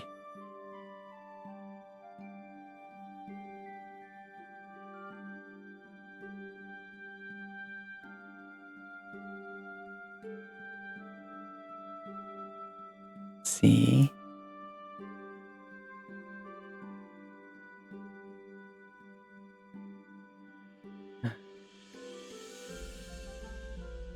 Didn't let you name it, just gave it more a bit of a background. Hold on, there we go. That's my father found that, or should I say fought for it. That's Iceland, they call it. Indeed.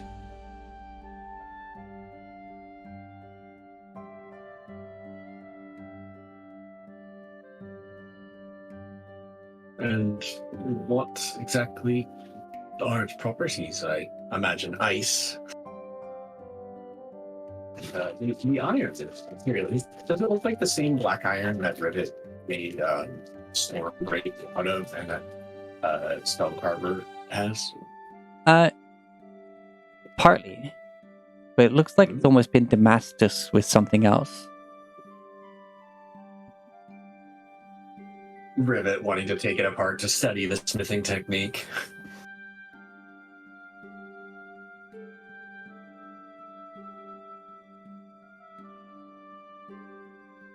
I don't know if Rivet has any input. They're muted. Rivet has not been paying attention to the adventure so far. She has been working on a private project in her notebook, or one of her projects in her notebook. But at the mention of a funky sword, she looks up and is like, yes, oh. It is a very dark metal that is Damascus, but like you can tell one of them's the black iron. You're not quite sure what the other metal is upon first look, with that crown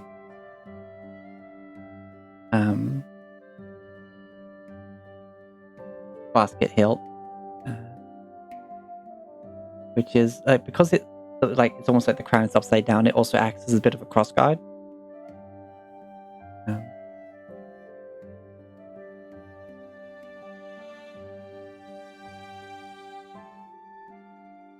Okay.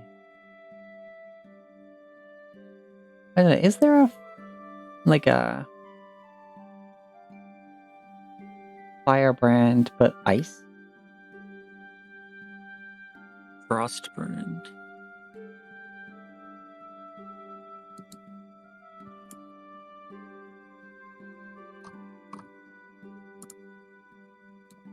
Very easily to make one by just. Oh, they Frostbrand. separated it as in. I just typed Frostbrand one word. Like, yeah. Mm.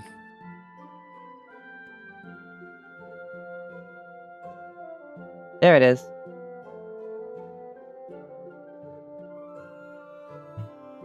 Ooh, I'm not there, but ooh.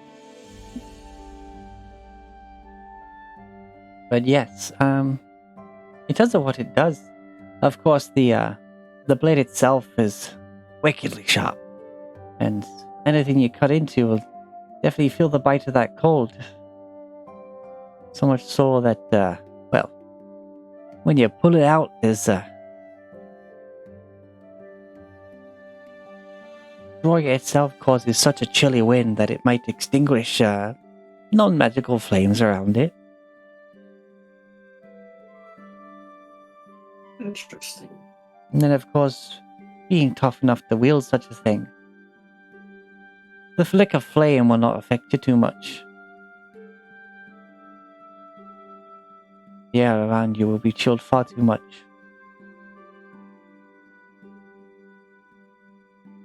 Really wonderful weapon. Where to do all of that?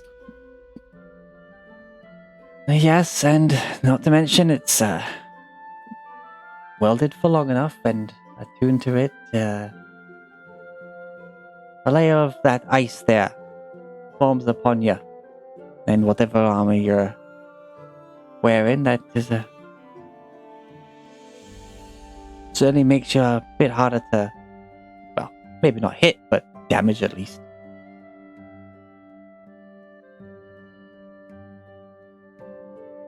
I see.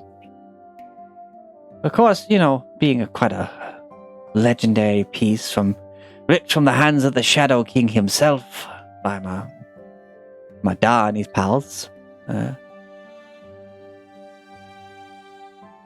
It's rather priceless, but an exorbitant amount might allow me to part with it.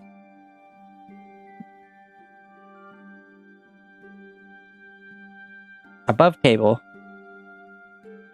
this is a +3 weapon, Frostbrand, that gives you +1 to AC and resistance to fire damage. I mean, Frostbrand does that, but holy shit. Yeah. Or at least the fire resistance. Holy crap. +1 to AC, resistance to fire. I mean, my armor does that, but a +3 sword, that is going to be fucking expensive. The suggested price is 72,315 gold pieces. Excuse me while I choke. Well, that, to me, that's a fair price right there. I mean, Yeah. a +3 weapon, yeah. +3 with all the little bits and bobs. Yeah, a base +3 weapon I would feel would be worth that, but Yeah. I wonder if we can get the 5-fingered disc. Says the lawful paladin. How much is it? The suggested price here is 72,315. Oof, jeez. Okay. Much like the Navi in a jar. Holy moly. Yeah. Yeah, these. Super upgraded. Yeah. Wow. You wouldn't be having to carry a king's ransom with you, will you? No. Well, not many do. At least, not many honest folk.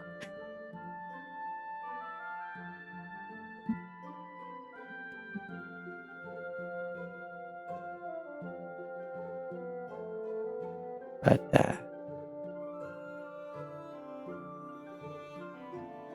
this here, This one here, he goes this down to the blasted sword that looks battered despite the edge being perfect. This was my dad's sword. And well, at first I would have said it was just as priceless. The longer it sits here unused, the sadder I get. You didn't tell me the exact things, but apparently, you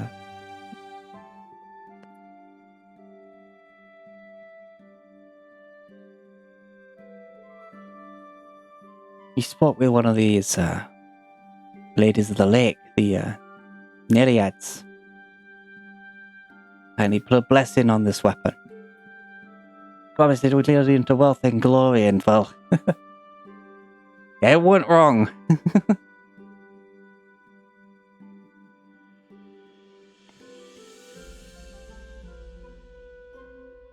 Bit bigger than your average longsword, but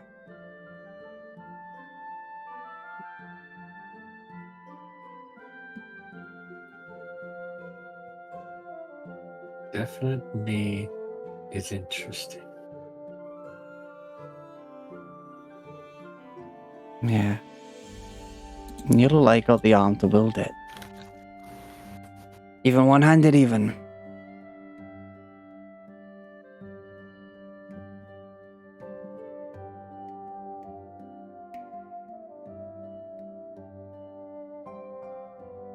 Still though. If this blade, Charge, let go. yeah, and if this blade truly is,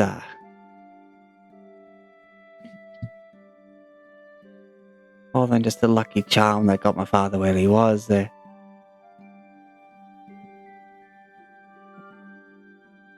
don't know. I don't want to put it out of arm's reach, but I'll put about 8 grand on it. Above table, it is a +2 bastard sword, which is basically it's a long sword, D8 one-handed, but it does a D12 two-handed. Ooh. So yeah, a bit more than your typical versatile weapon, but it's there, and it's a +2. Yeah.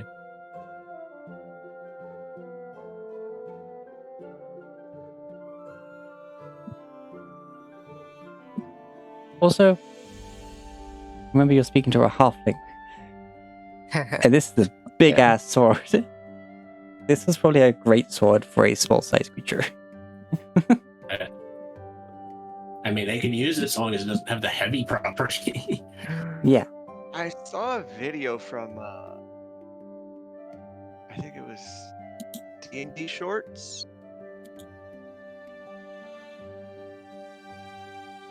He had a variant rule for the heavy property.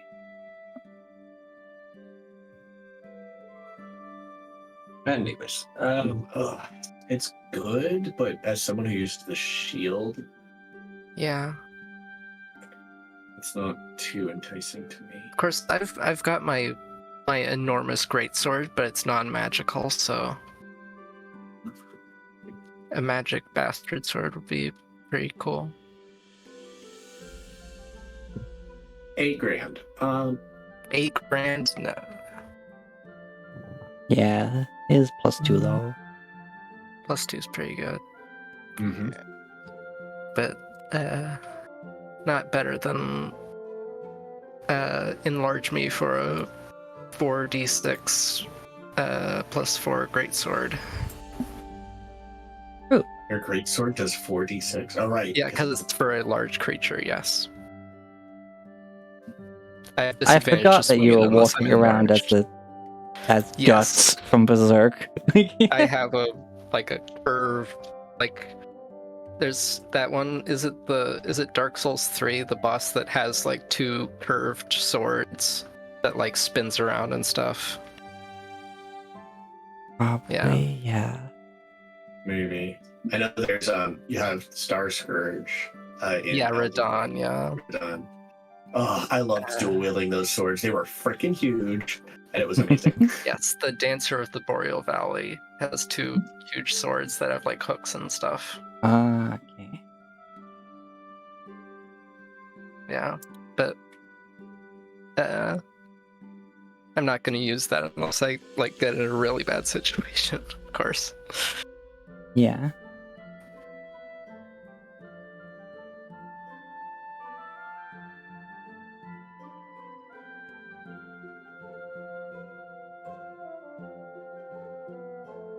But yeah, I'm just gonna put this here as like I'm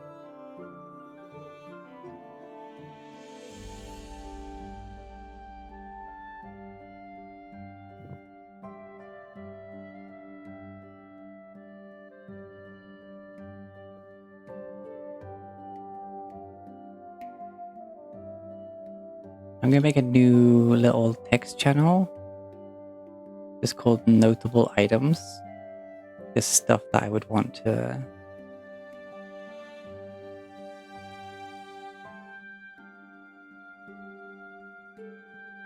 save in case people want to come back for them, basically. Sure. So Just call it wish list. Speaking of, I could add Elden Ring to my wish list. Dude. You've already got all these games. Do not Yeah. fall into the hole. The whole of a new rig. The whole of buying so many games you have more unplayed. Already in that hole. So many games I own, very few have I finished. Don't forget to add Blue Drop. yes, that is on this page.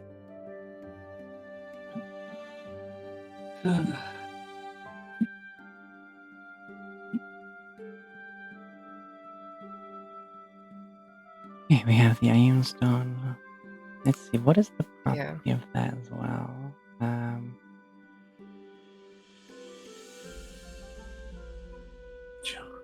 Oh my god, buddy. Oh my god, you're being pet. You're being pet.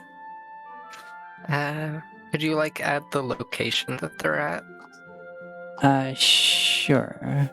Yeah, these are in New Hope, and then like there's the special shield that was from Tower Town.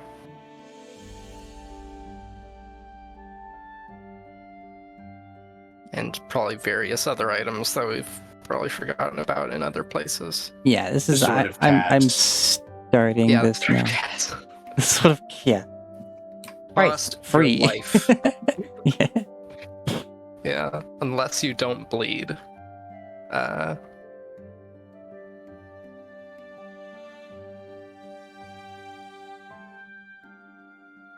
Thobrick gets their Iron Stone. Just juggling stones above his head.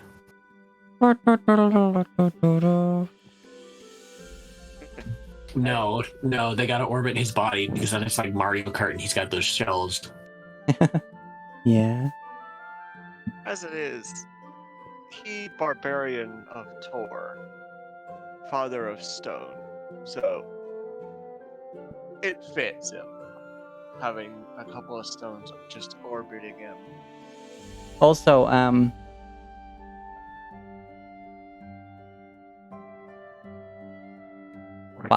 there we go. Blue drop is also technically an incandescent blue sphere, which is a specific type of Ionstone.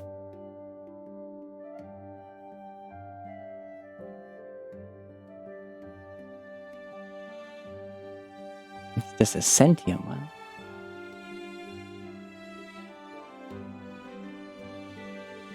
Gods. Sentience. Yes.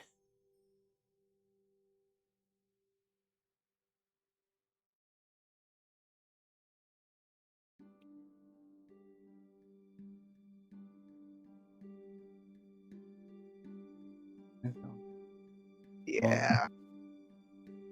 I want that.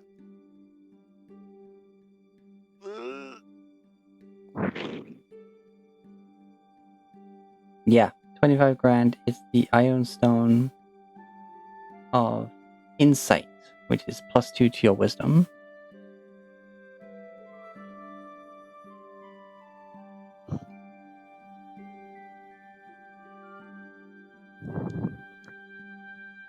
For a maximum of 20. Which, according to the sane magical prices, doesn't cost that much. But it's also sentient and has a bunch of extra stuff on it, so. Yeah. But hey, if I do get that, that'd bump my wisdom up to 18. Mm-hmm. And it would be the same as my constitution. Because that's the goal you should aim for. Okay, so. That's that.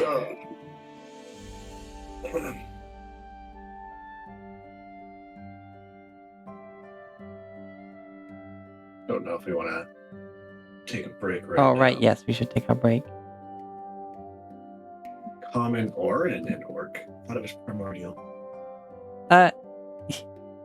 Like, they Same got rid of the individual ones in 5th edition, but... Yeah. Well, you get monsters that speak the individual ones, but it's basically like, hey, if you speak primordial, you know and understand these sub-4 languages. Because, like, merfolk and stuff only speak Aquan. True. Yeah, then she only knows the air one. Mm-hmm. I love that she's a stone that knows wind stuff. Yeah.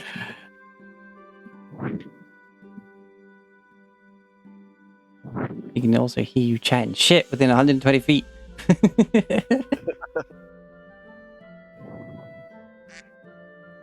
Quack. Alright, so we're gonna take a little break. I'm still gonna be here, but if you have any questions or anything, do let me know. And we'll be right back.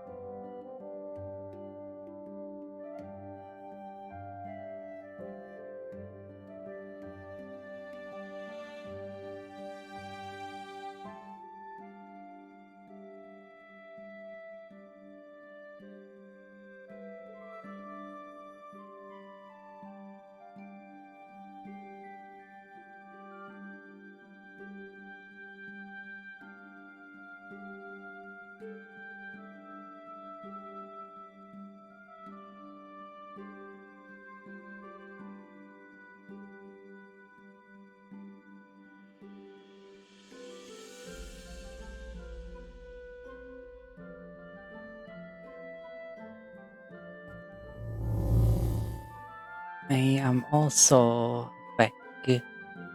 I oh, I am also back.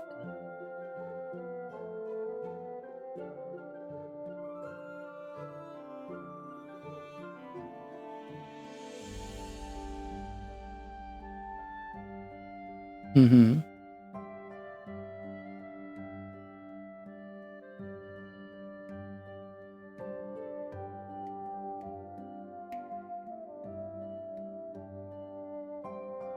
Oh my god, look at your kitty cat upside down.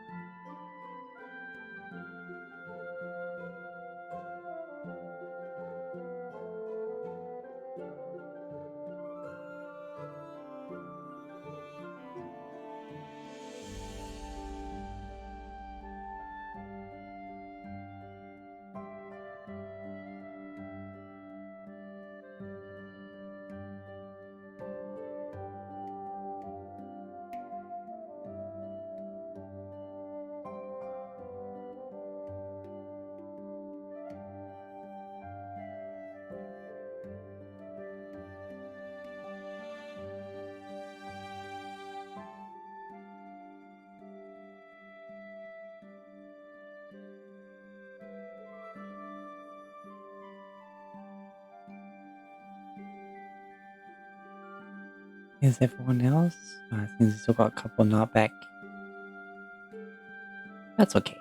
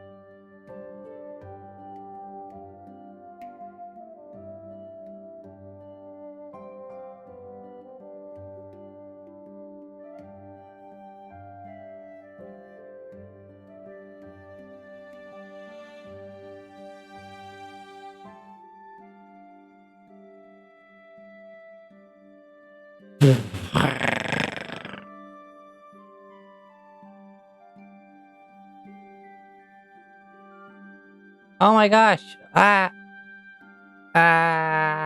Sorry, I didn't see it. I was on break. Honey Haru, thank you for the raid. Hi, you.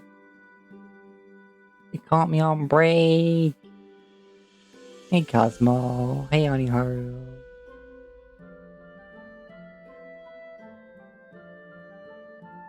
Wow, I guess no, thank you, Cosmo Keeper, for the raid. Sorry.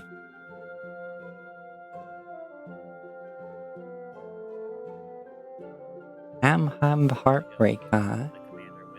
Okay. I'm catching up. I'm like right behind you. Did you get a good rest? Nah, bitch. I was doing your mom on. I'm sorry.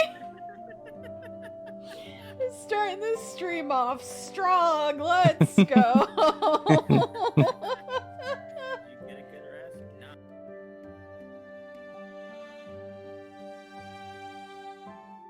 I'm doing good. Waiting for some people still to come back from the midway break. Maxine's still deafened.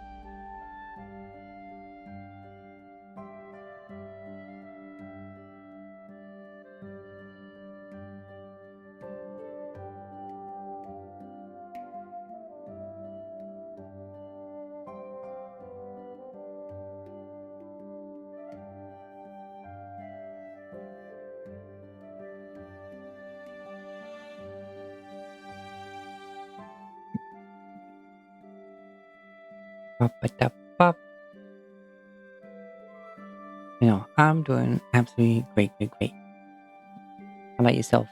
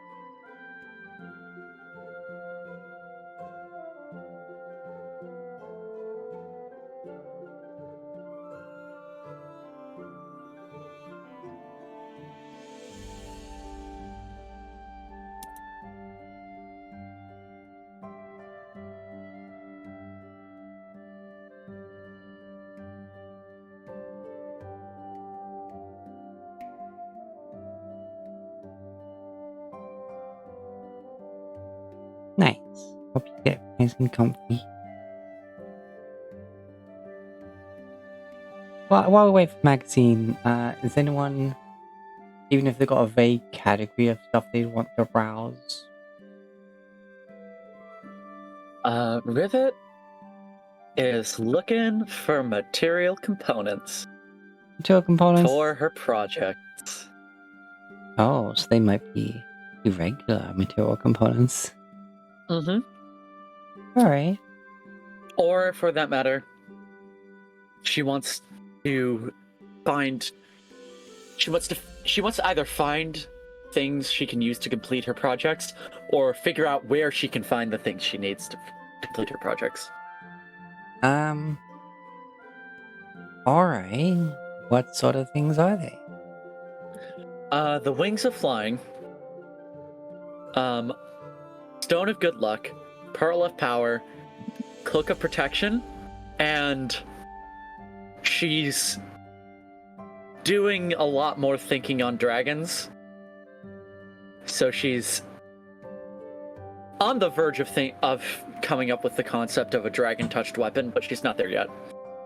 Okay. I mean, a pearl is easy enough. Quite a sizable one. She is to then- aware that the Pearl of Power there is a Pearl of Power in existence, owned by the River Trader, way down in the Piers of Roran. Well, it depends on where on the river they are right now. Yes, that they met way down in the Piers of Roran. Yeah. Yeah.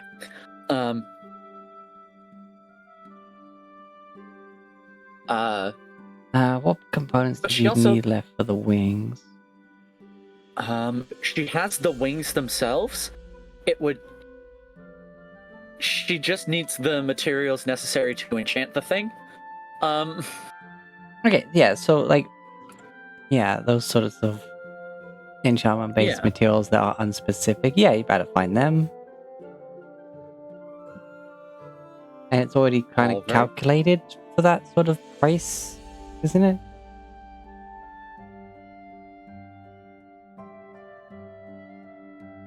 You lost me. Um,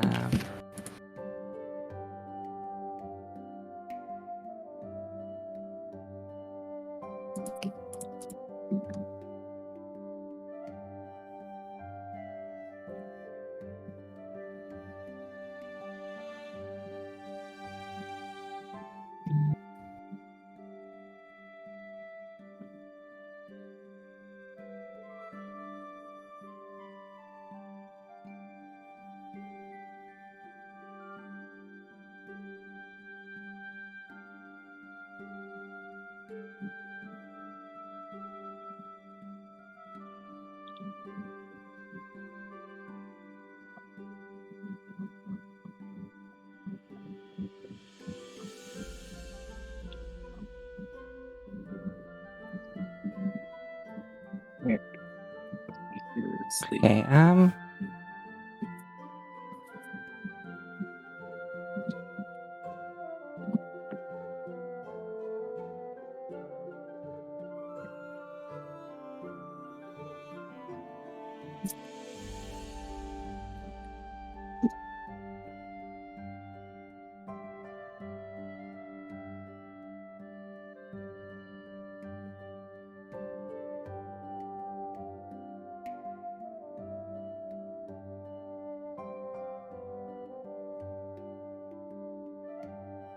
I know you get, like, a cost reduction on your making of stuff. Oh, yes.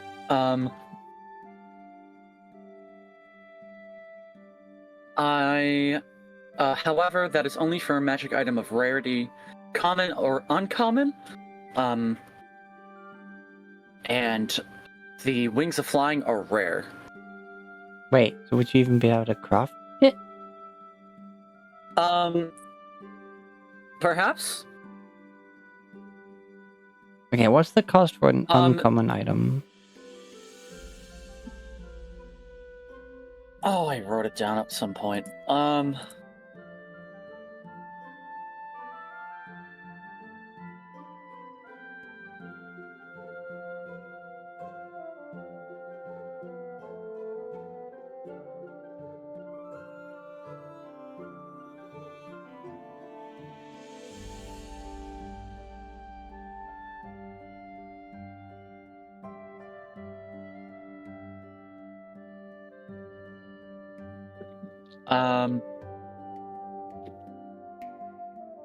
2,000 gold pieces, which she has, and 10 work weeks.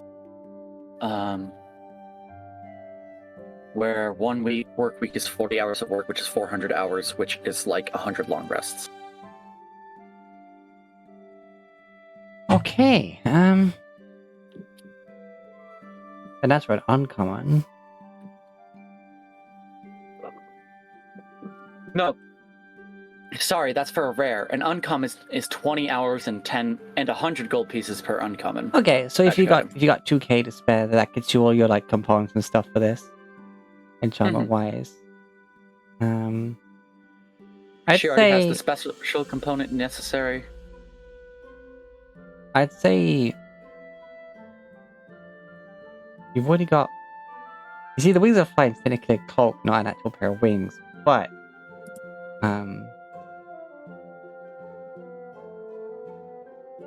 I guess I for this feel like that's purpose, you would get like, let's say 1,500 because you've got okay. a major component already.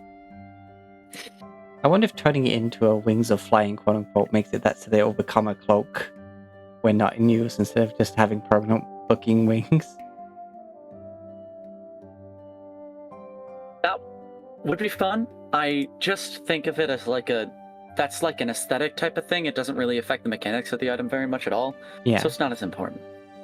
I imagine it'd be like Meta Knight, where like the wings are like actual wings for a bit, but then when he stops flying, they just kind of go limp behind him as a cloak. Mm-hmm.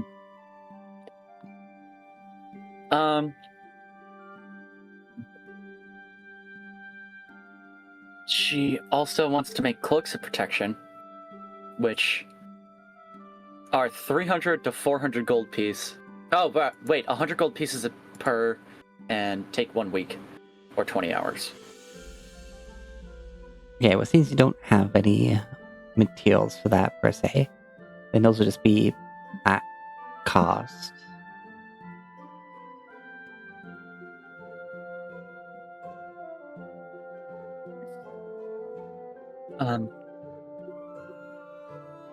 Would anybody else be interested in a cloak of protection? Do those require attunement?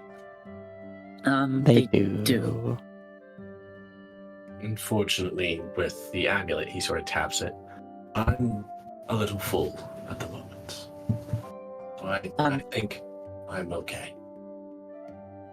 Honestly, my AC and saves are already high enough. I don't think I need one of them. Understandable. I am currently using a portion of my own innate magic in order to maintain my own cloak of protection. So I have been interested in shifting to a more permanent edition. Which is Rivet talk for, it's one of my infusions right now, and I'd like to use it for something else. Yes. Yep, no, I get that.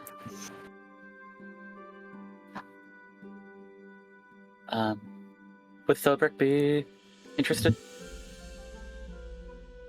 I think he's maxed out on his stuff too with his item stones. Yeah, but you never know.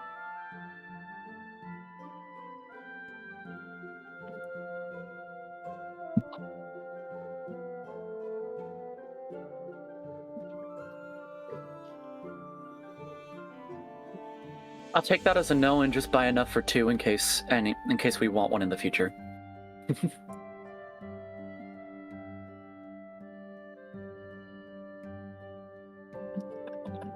Because I am capable of that.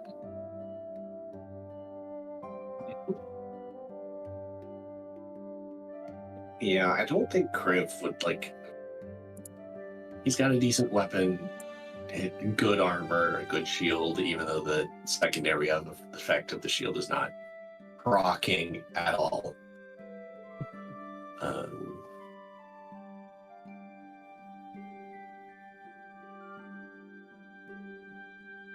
I think he's good with what he's got. Alright. I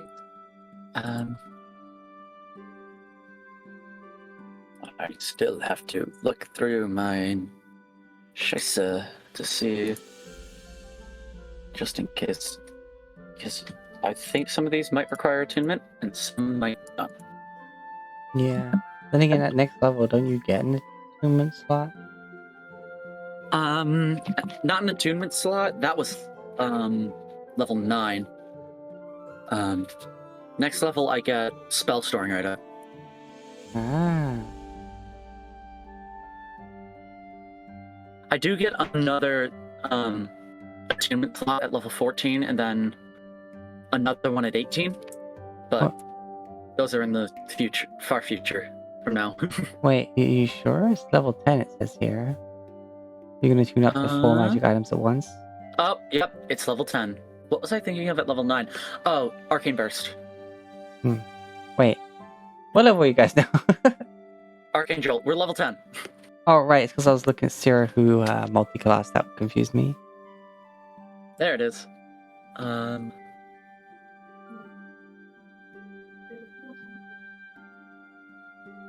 Luckstone does require attunement. Oh, okay, so yeah, Well- so you can craft higher rarity items, you just don't get any money reduction on Yeah. those.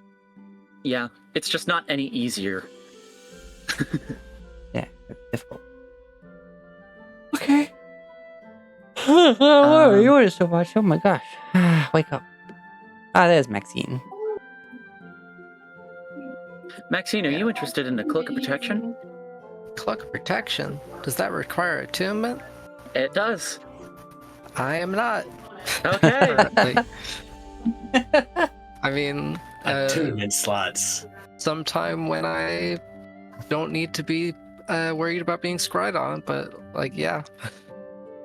Actually, I probably don't need to wear it like 24/7, to be honest, but like, Sure. I'm sure. I don't know. I mean, like, I would. A cloak's fine. Cloaks are cool. I have enough for 2 anyway. Rivet just purchased enough materials to make 2 anyway. Hmm. Um, Yeah. you she's could just going to make have one herself because she wants to free up in a infusion slot. That gives. Is that? Wait. Does that do saving throws Plus 1 to too? armor class and all saves. Ooh.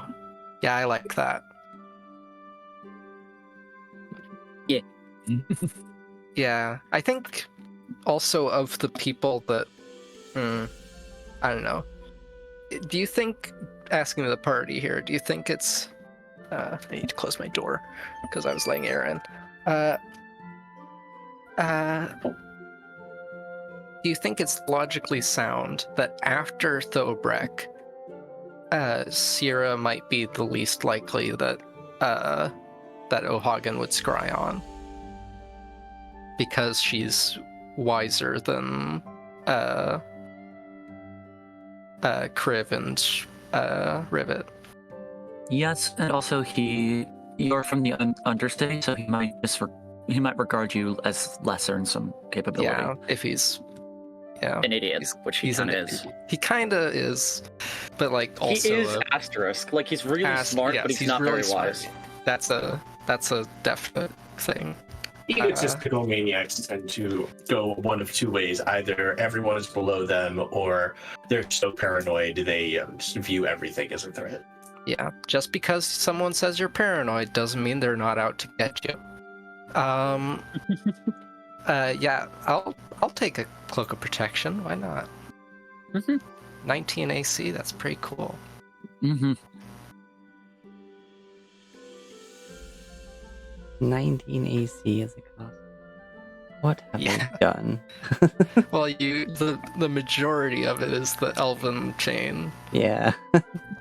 What have I done? Oh wow. Yeah, I'll unequip 18 that. armor class is not weird for a level 1 cleric. Oh, are you making it right now, or is it? Oh, she's gonna not- be She's done going to soon? be in the process of making it. Right, She and we're hasn't made it on a yet. long travel that we're about to do. So Yes, and also she's making wings of flying, Yep, from that Cambion. which takes significantly longer. that's gonna be for Thobrek, right? Or who? Idea. I thought it was going to go on Kriv. Either, yeah. I mean, like they don't. Neither It's going of them on one have of the very people who many can't ranged fly. options. Yeah. Yeah. The melee options for which flyers are a pain in the ass. It's Mhm. like the save, like Silver Dragon, but they've got red Chitinous armor and red Batwing, like an Imp Yeah. Dragon. Freaking Next mixed, I'll mixed. have Make scale. celestial spirits which fly, so you could like ride on them, but yeah. Riv is going to be sending some incredibly mixed signals. I am paladin, Yeah, but I'm devil also looking hella You're a fine. paladin. You're resistant to fire and cold damage. You have a breath weapon, but it's cold damage itself. Yeah. You're very draconic in nature, but But you not have red leg draconic. armor. Okay. The Watcher Yeah. Paladin. Meant to be keeping watch to all outsiders. Looks like a fiend. Yeah. Well, I'll keep attuned to it for now. Those who stare into the abyss And still then have the abyss I'll to just stare add back. it to my inventory preemptively. Yeah. All right. So, Riv looks like a red Abishai Neurixius.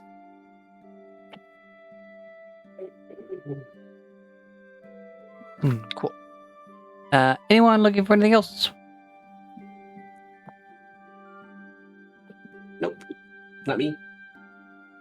I got what I came for here. Rivet's also on the lookout for any funky Again, or interesting. very much looking forward to level 11. I found a dictionary of angel names and like lore and stuff. And I did a lot of research to get some really flavorful summons that you guys will probably really enjoy. Yeah. Rivet's also looking for any funky or interesting raw materials. Anything that looks like it would be fun to work with. Okay.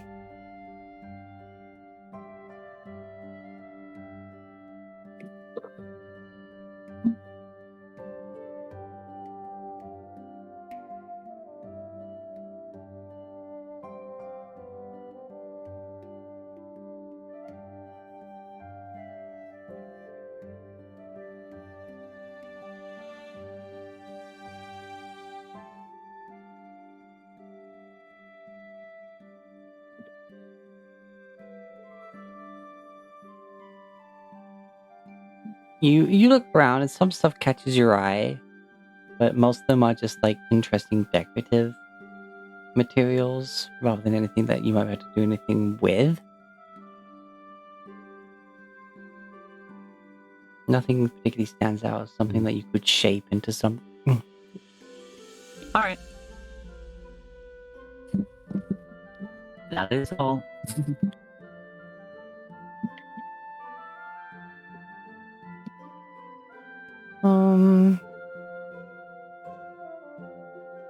There is also a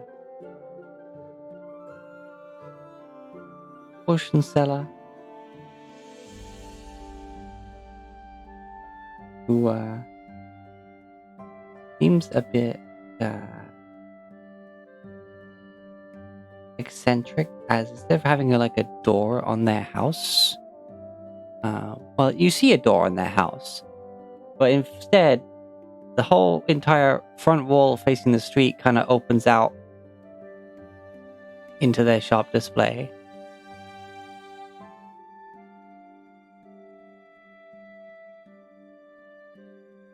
And there's a number of potions around. Particular rack shows the various different levels of health potions. You know, some basic, some greater, and a bunch of other little tinctures and whatnot, as well as, of course, various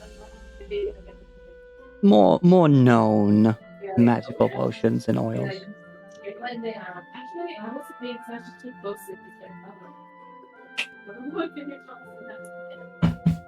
As you're going by, they're actively trying to sell their craft. So like as you're walking by, they kind of like walk with you a little bit, being like, you know, I've got a potion of water breathing. We've got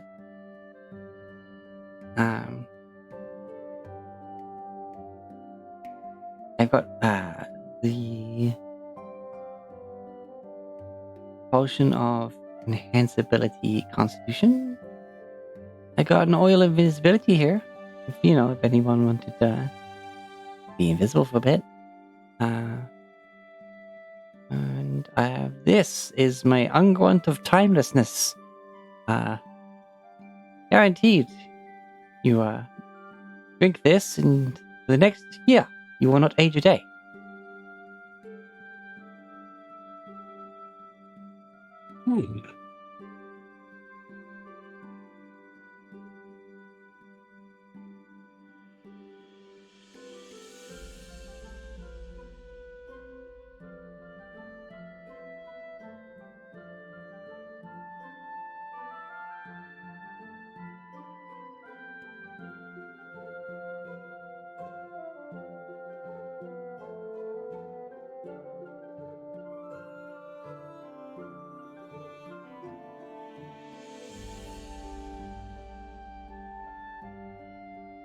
No? Alright, that's fine. Enjoy your day. Moves on to the next person. Ah, hello!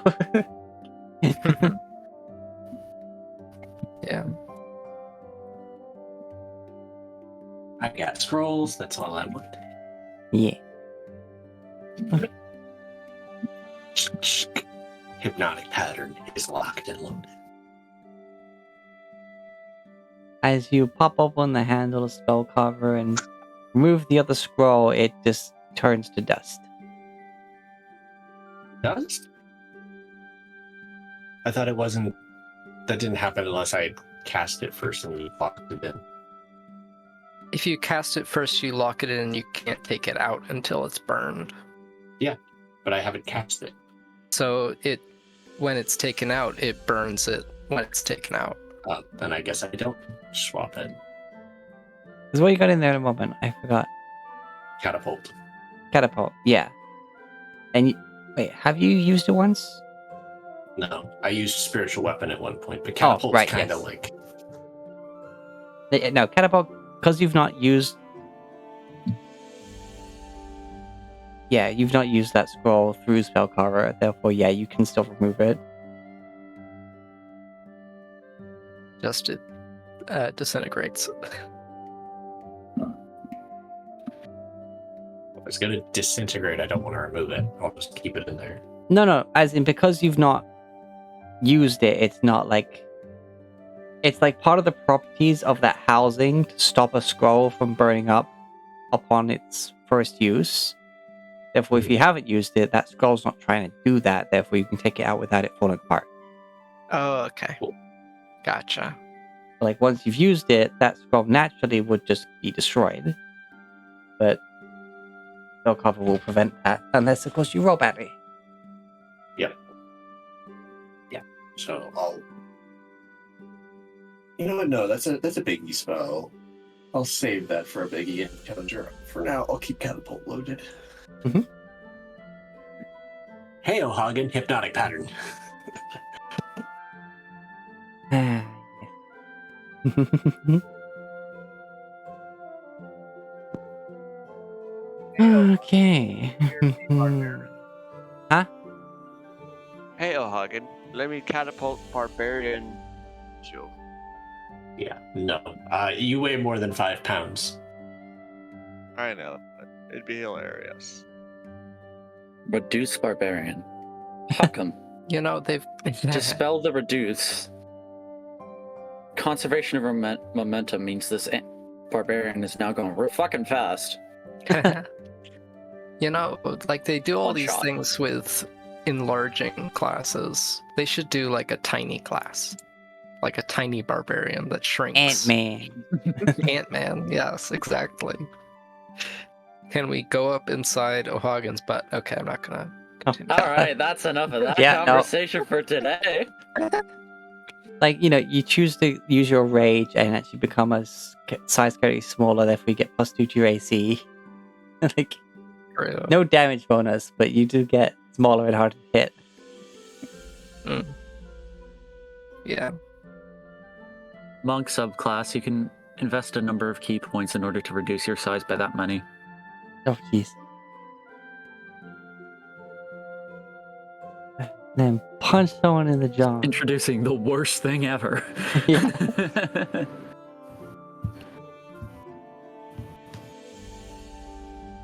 Ah. Yeah, that's that. What is the plan now? I guess.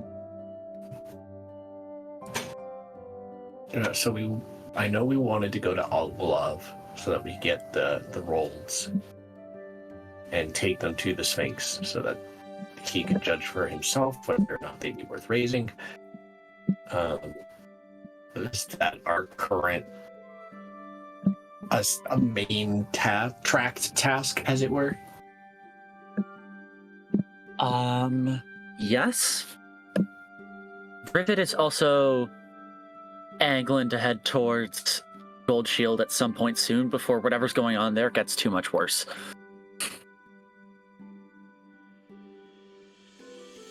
So the question is, which one do we consider more time sensitive?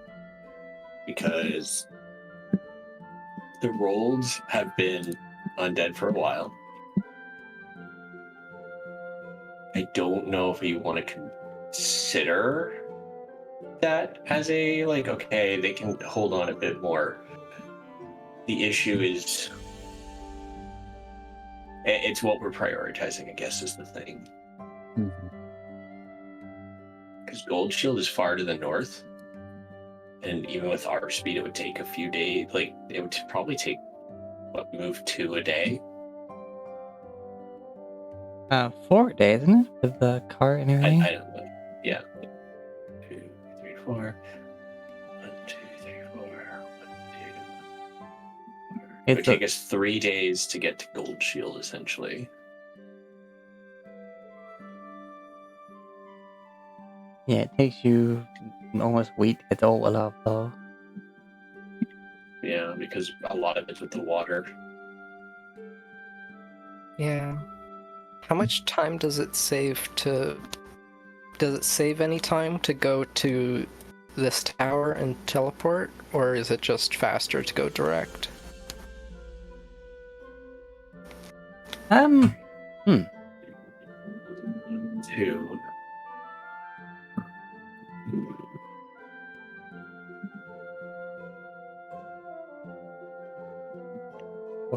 You could get there in like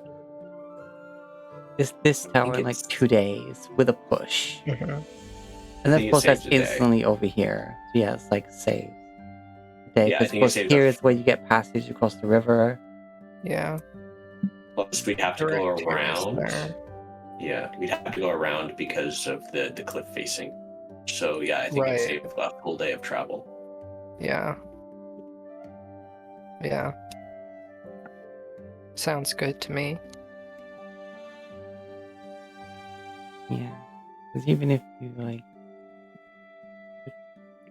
pushes like 1, 2, 3, 4, and then 1, 2, 3, 4, and then just push on for a couple more hours bonus to get there. I have an idea. I'm going to use the sending stone to send to Zephyr.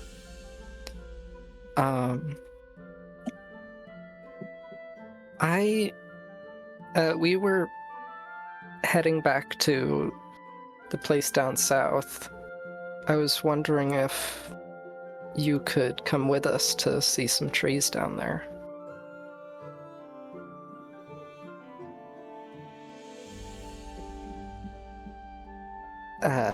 Love you. That's it.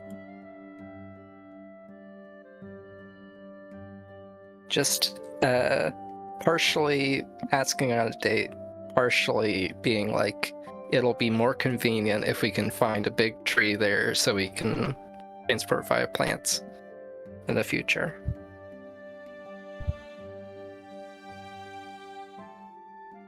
The place down south?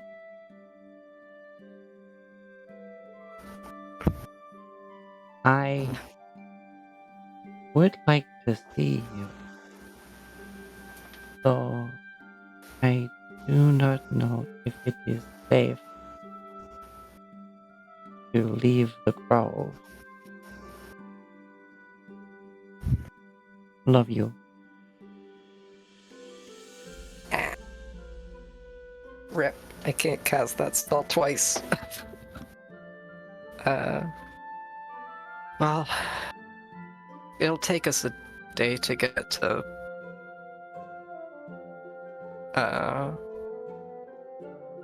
where is it? The Golden Oak. So we could like go there and go stop by for a day and talk in more detail. What do y'all think? I think it might be worth it in the long run. We might end up going to Olaf more often. I think Oh, they're sending me. there are some items I could use to be safer while outside the grove. And you would protect me. Absolutely.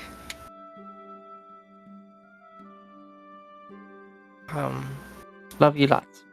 Like, here you go, that's Sorry, 25. There you go. yes, the place that I meant was Altwalov, the place that we went after we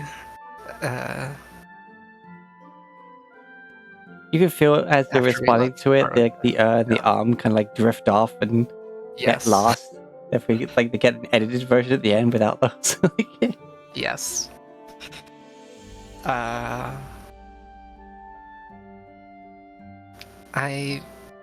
It's a weird place. I want you to see it, but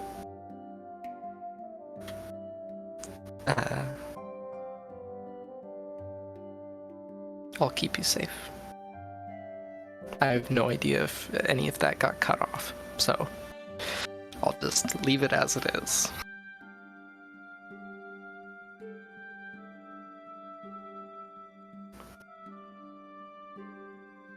All right. Yeah.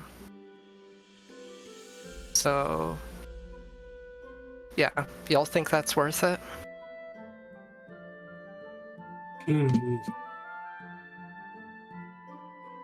Has potential. Yeah. I think it's worth a try at least. Fast travel's a cool thing, at least till I can cast it myself.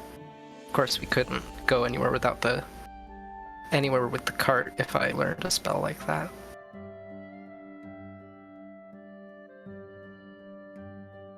The transport via plants is a powerful spell in that regard.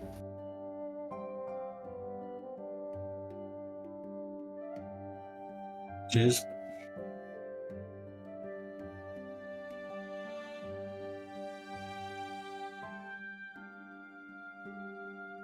Okay.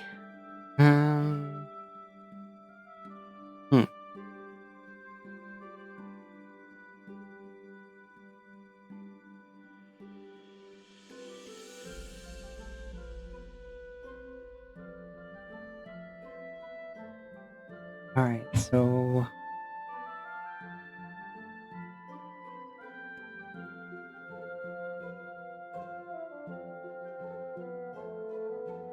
Oops, I was like, why can't I select them?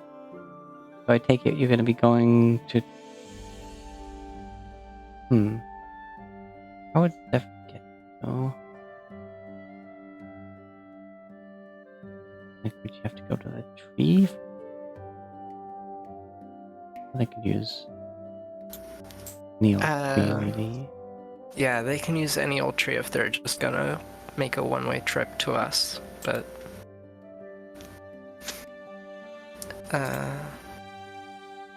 if they communicate that they want to be briefed more, then it would have to be the Golden Oak.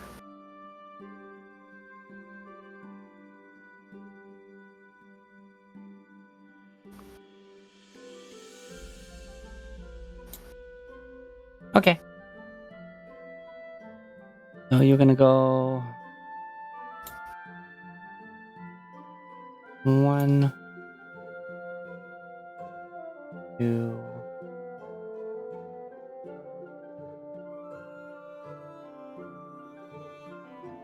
4.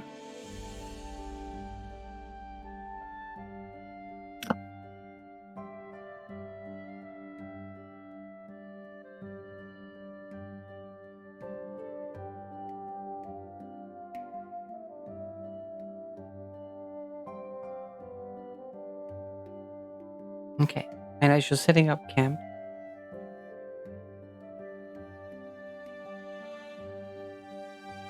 is we switch out the peaceful village music. Back to The Adventure Begins by Butterfly.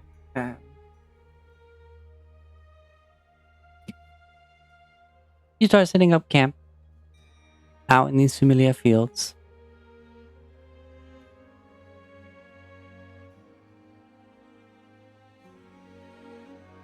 And you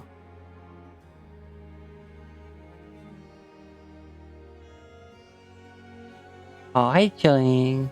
Look at you being so cheeky.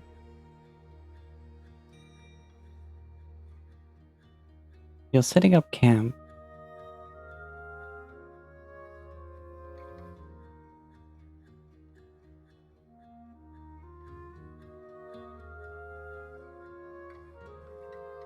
As the sun is set.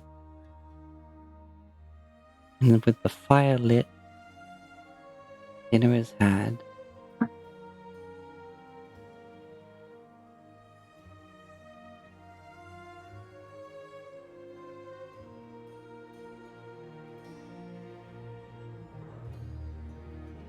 And a cloaked and hooded figure approaches the camp.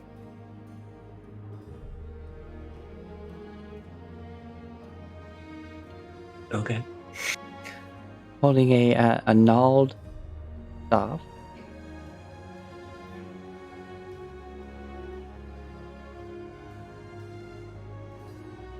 Wait, is this that wizard we helped that one time? Like we gave him money?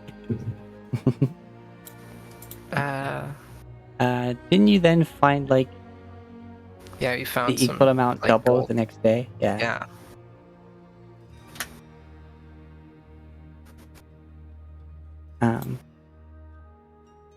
I know. They approach and they don't get all the way in, but they look around a moment.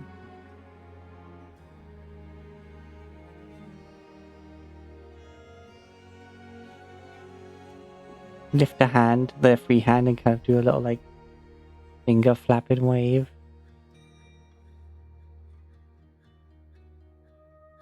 I'll wave back.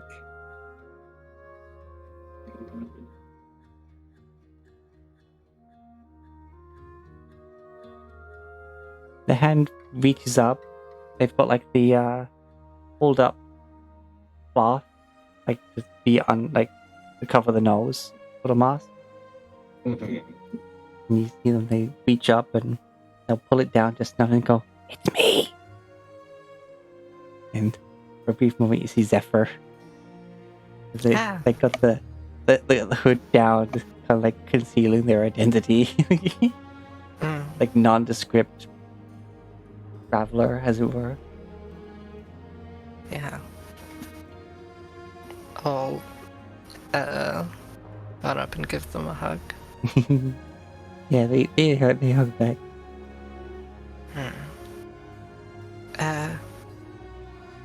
You don't have to come with if you don't want to, but I will keep you safe.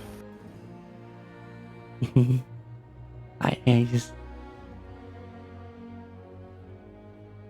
I don't really typically leave the grove like this. Did Mayon say anything about it? Oh, Mayon gave me this, and they move their robes a bit, and it's like this wooden, almost dream catcher looking thing with some like a tiger's eye in the middle, and some other little charms and stuff. But the magic coming off it is familiar. I see. Well,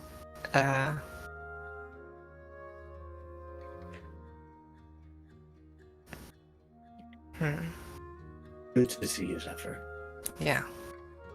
Plus, if anything happens I'm needed for, I can try to pop back. Right. Yeah. As Okay. long as we can find a tree. Yeah. I just, you know,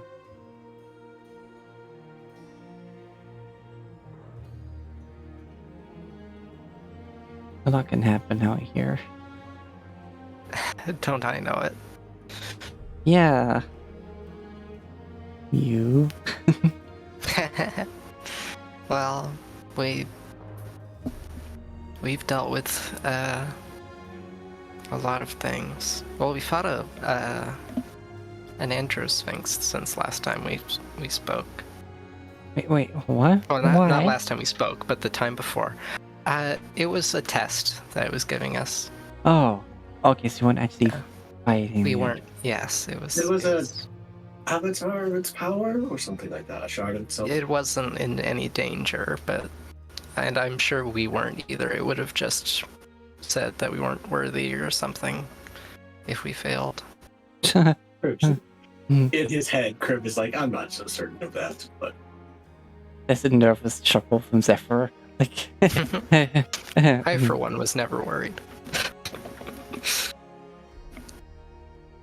Okay. Oh dear. Sarah, I believe you have forgotten to bring a tent with me. Oh, I got a brand new one recently, since the previous one got burned by the fire rays of a Cambion. I think she's But- seen it. Yes, I think we've slept in that one before, so we can share it. Zephyr just prods you on the cheek as you start explaining about the tent that they know about after they're like, oh dear, I forgot to bring a tent. Like, Yeah, I was, a lot's happened. I was, never mind. Like,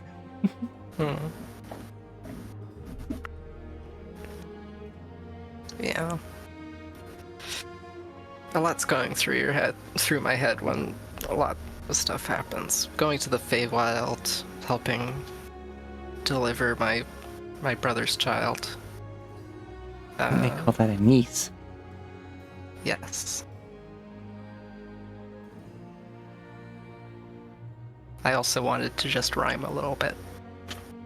Oh, right. Feywild, brother's child. Bip-a-dip-a-da. Trying to get a little Fey yourself. Hmm? Mm. It was really pretty there. Not as pretty as the growth, though. Not as pretty as you. Stop it. No, I will not. I'm here. I rarely do this. I'm making the most of it. Okay. Well, we'll have about a week to travel there, so you've got a week to do this, and a week back, unless something comes up. Oh, jeez. Or actually, well, I mean, Maybe I should have. the main point met up- is you finding a tree to be able to transport there. Oh, I've got that covered. Okay. I brought a sapling. Oh, nice. Yeah, you know, they like got it'll like have a to grow. they got like a humpback, and they've got like a backpack that is literally just this housing for this sapling, Mm, like a Cute. mobile bed of soil. yeah, like a kind of a backpack, but it's like a greenhouse kind of thing. Yeah, like they don't seem to have many other supplies. Just a tree in their cloak, and Yeah. but, Okay. you know, once it's all together, they do look like this weird hunchback traveler person. Mm. Yeah. Meanwhile, Sarah's a scarred 5'2"-ish, 5'4" little girl with a giant sword on her back and a huge staff and shield.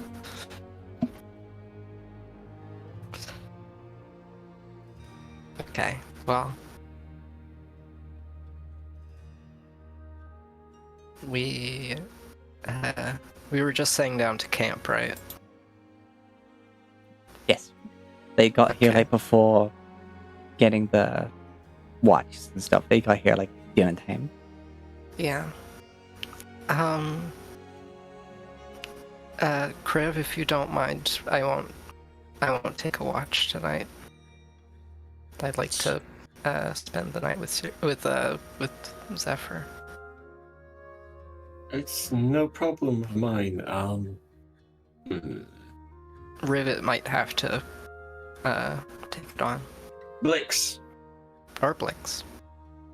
Blix Yes? does have expertise in perception. Would you mind taking Syrah's watch? Or do you have the ability to see in the dark?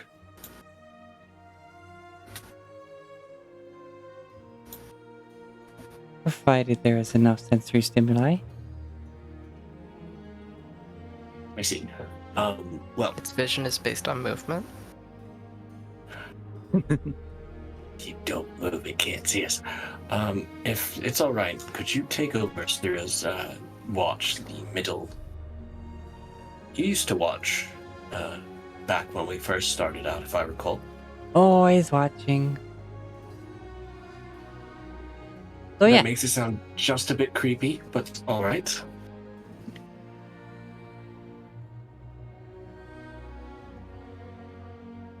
I can do this.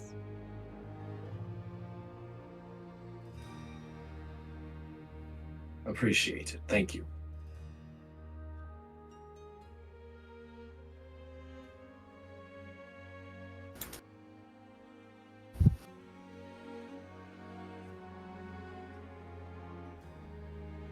I'm not fully unsure why it's called a watch.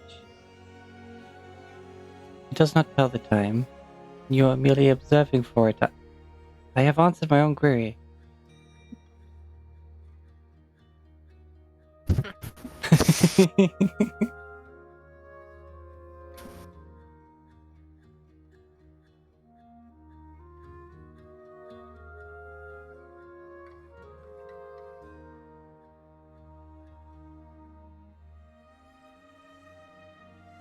Alright.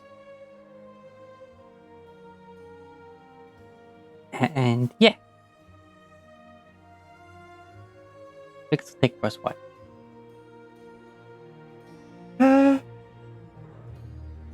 Adorable tent full of stars and delightfulness. Gets to be without duties. Good night.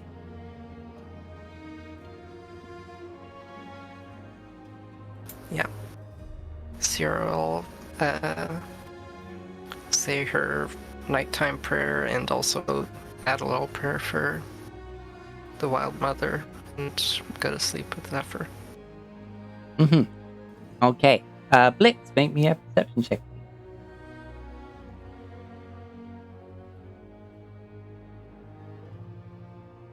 I think Thombrek has first watch. Oh, Oh, okay. Yes. If Oh, they're taking, okay. if you're keeping the same order, then yeah, it's second watch. Albrecht, give me your perception out there.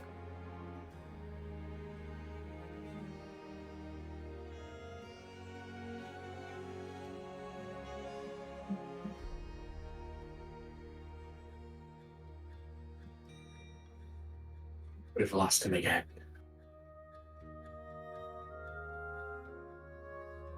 Text. On again to the ether. Text.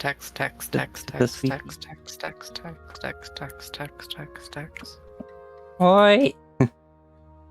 Wake up. Wake up. Yeah. Wake up. A little makeup. She made up with it. What are you gonna do? You're not gonna be able to eat breakfast? You're not gonna eat a snack? And then what? You could be grumpy all day. Yeah, Oh yeah, cranky. something like that. I think it might be grumpy. You might be right.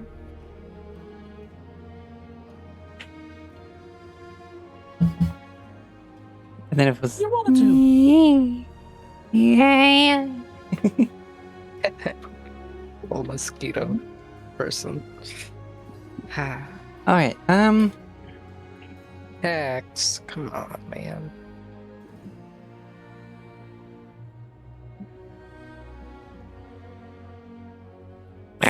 Okay. that watch goes by without a hit. Blix's watch. The modifier is wrong on D&D Beyond. It's only +0 when it should be +8.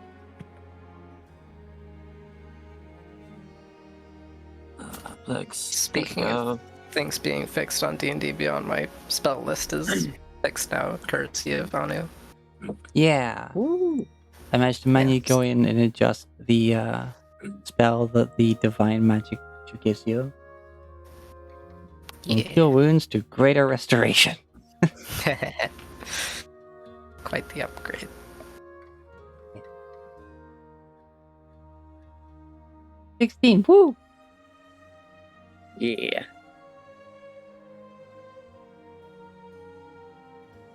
Only Blix knows what happened during that watch. Hmm.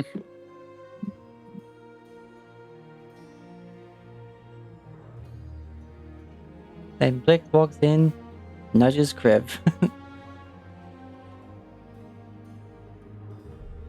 You would not believe the horrors I have witnessed.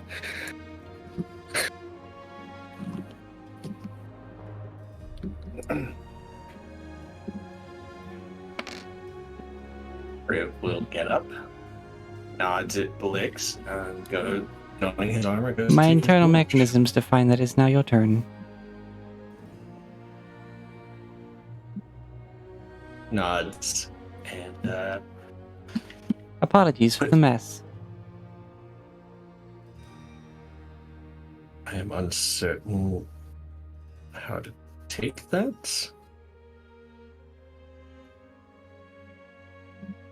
Be assured, they are no longer a threat to the camp. Tapped outside. Excuse me? What am I seeing? What mess? You see, when you put all the pieces together, what appeared to be 4 wild dogs that are very much dead. One of which appears to be in 2 pieces. Oh wait, speaking of dogs, what happened to Rivet's dog?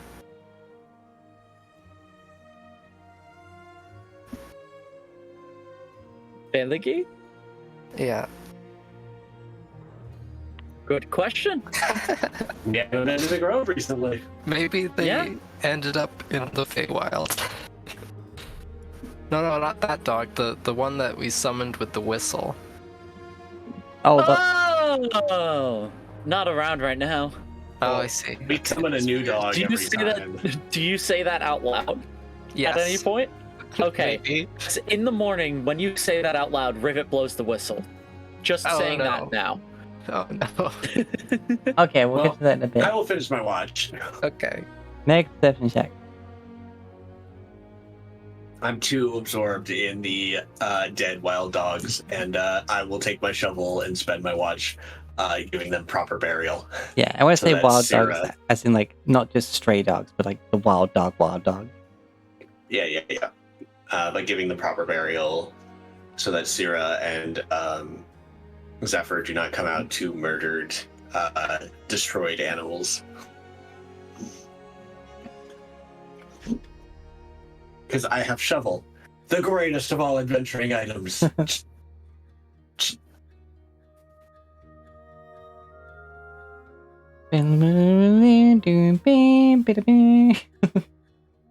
You'll never convince me otherwise. Yeah. Divinity and Baldur's Gate 3 and freaking just everything has said you must always have shovel. Okay. Accurate. Wait, also, didn't one of you have like a cockatoo at some point? Cockatoo? Like- That sounds correct. I don't know who it was. Like, I I think don't someone remember got like a cockatoo. cockatoo or a parrot or something like that. Or a cockatiel. Like a pink one. I don't have no remember. recollection. I do have recollection, and it's killing me that I don't know. I don't remember anything else about it.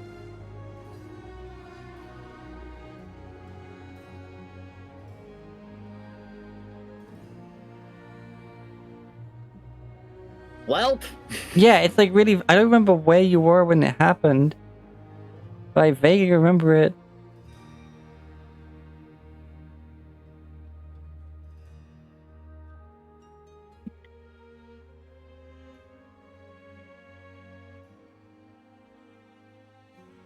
I don't even think where you were.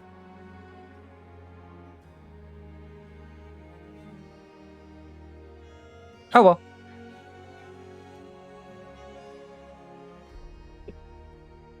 It happens. It does happen. And they're smart enough just to fly off if they don't feel like they're safe with you. Right. So yes. We'll wake up. There's some freshly turned dirt nearby. And you blow the whistle. What dog do we get today?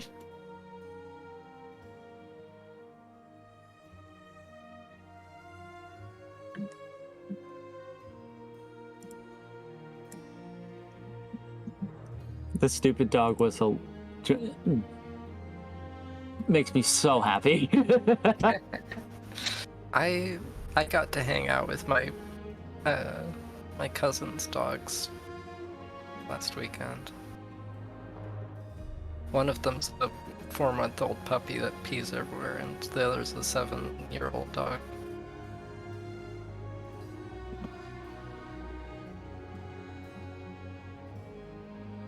Alright, so you blow the damn whistle. Mm-hmm. And a beautifully white, majestic Great Pyrenees appears. Yeah! Oh my gosh. He's so beautiful.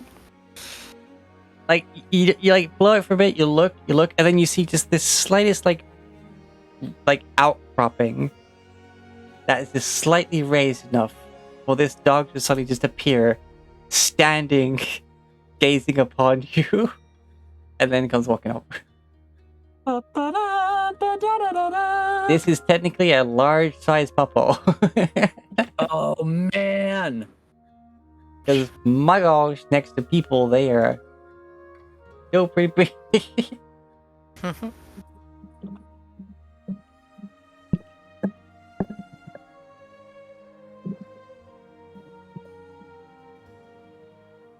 Yeah, like Rivet is instantly near tears because holy shit, big puppy!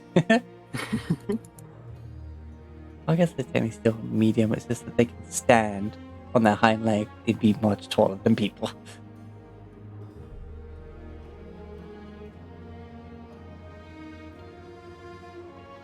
But yes, the Pyrenees Mountain Dog. Yeah. Beautiful papa. But they coming over, they're like so big. They just come and walk up to you, and they just like chest out, head up. You may pet Big fucking guy. like yeah.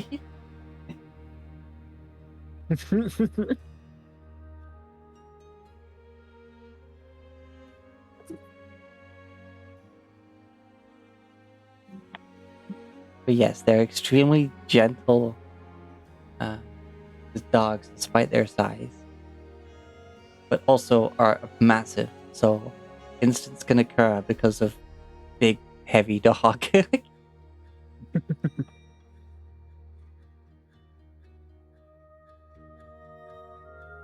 Big guy. Big and fluffy and just chills for a bit. Like Rivet only gets 3 of her 4 hours of work in because it gets so excited by the big fluffy dog that nothing can distract her.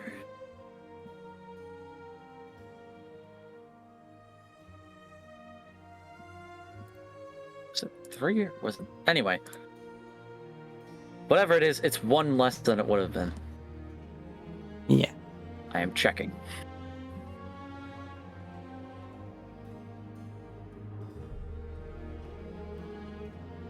It's 3 hours, so instead it'll be 2 hours. Okay, right. So, you proceed through.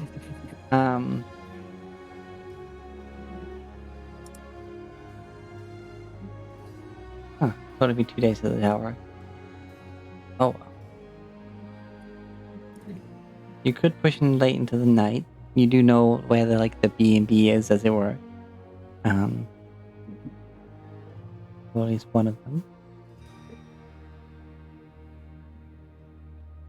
Oh yes. No checks for tonight. You end up, going to the same restaurant. You see the same woman, and she reminds you of the directions to her sister's house for you to get some stay for the night.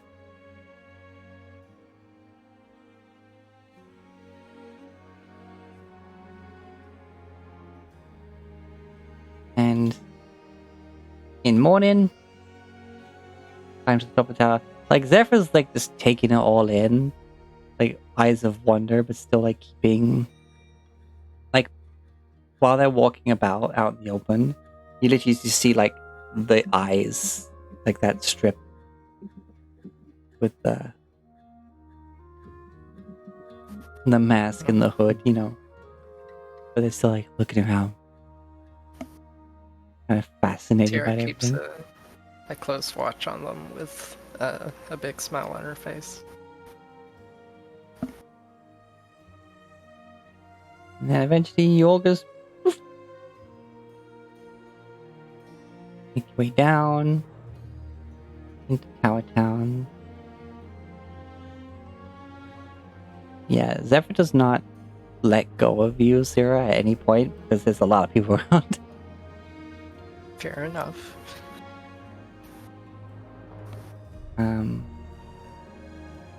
And yeah, it's not with the same person, but you managed to charter some travel.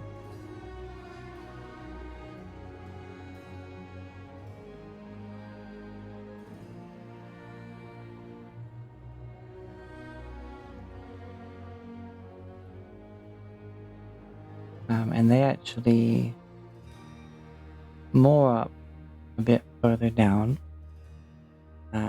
Surprisingly, their vessel seems to go much faster for some reason when you're all traveling on it.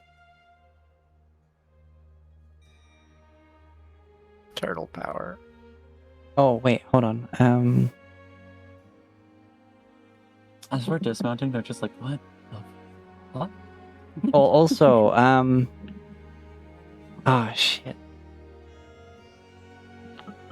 You can't get the wagon up the damn tower. Yeah, that was the issue. Why it takes longer to get to Alt-Balav, because we can't take the wagon. Oh, right, yeah, so that would have been that would have halved the movement per day, wouldn't it? Yeah. I think it did. We didn't have our wagon for any. Oh, the way back from Tower Town. Yeah, so yeah. Tower Town has the wagon. We take Soldat with us, but No, the other tower has the wagon. yeah, the wagon's here. Yeah. We have Soldat. Okay, so to speed out that journey, yeah, you get that. Boom, boom. Wait a second. What's the reason why we can't bring the... It can't go up the tower. It's too big. I have Pensu's floating disc. I think it's size rather than just the actual. Yeah, I suppose And I'm so, not but sure it can... go through a teleportation circle.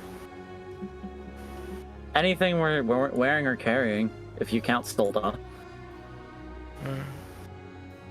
Yeah, it's just that, yeah, it was just more the fact that they wouldn't let you have a horse with a wagon just go up all those stairs. There it is. That'll do it. Yeah. In fact, they keep horses in the stables outside as well. But they'll look after your wagon, and since you seem as I think you left Soldat last time, at least while you were until you poofed him back. Maybe because I know I had him at Alt-Balav when the lightning stuff hit.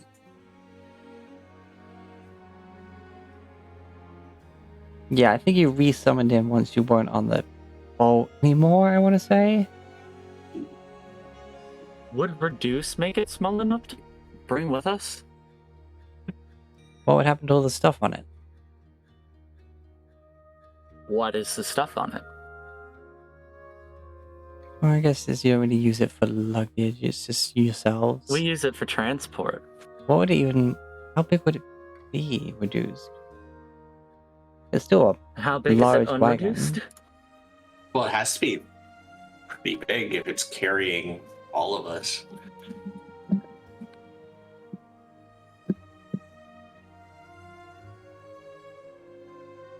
Yeah, it's like 15 feet by 25, 30 feet. 30 feet definitely with the prong that goes out for pitching.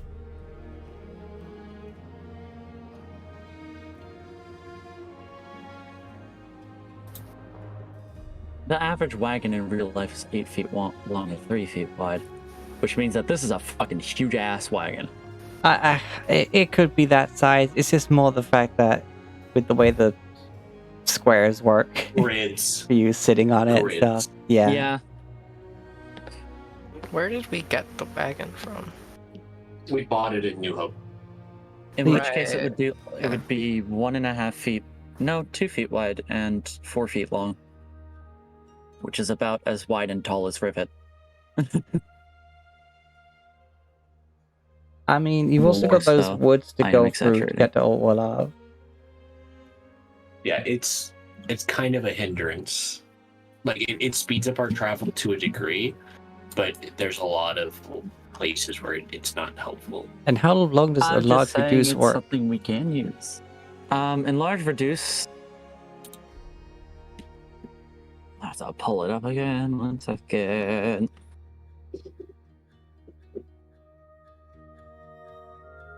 Concentration up to a minute. Fair enough.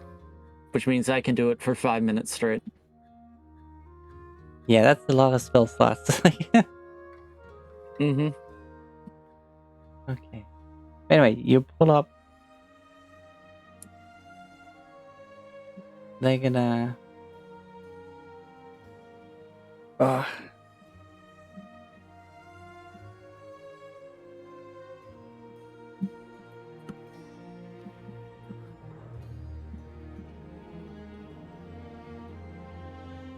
They're gonna wake up their buddy and keep going once they drop you off. Yeah, you're all up on deck, but then eventually they go down, and they're like, "All right, we're gonna go to bed. You get up, get us out to sea, and then we can rest again." Like, they can't stop on the river because of the current. Well, they can, but like it'll be pretty rough and probably cause some damage.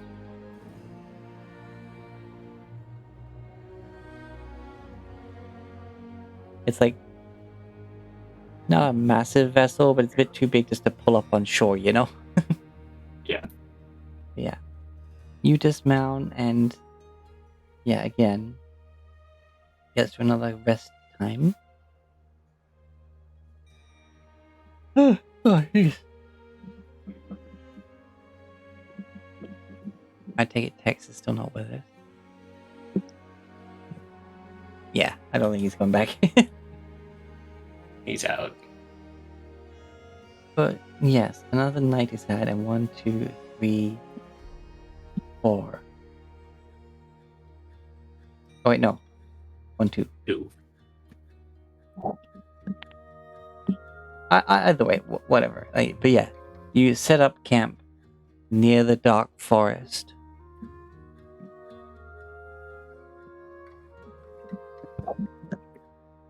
Having to traverse through it to get back to Old Wallov this way.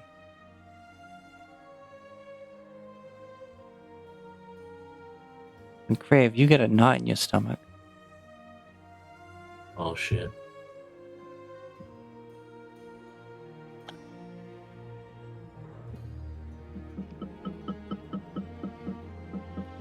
Oh shit. I don't like that. As you start to approach this darkened forest once again.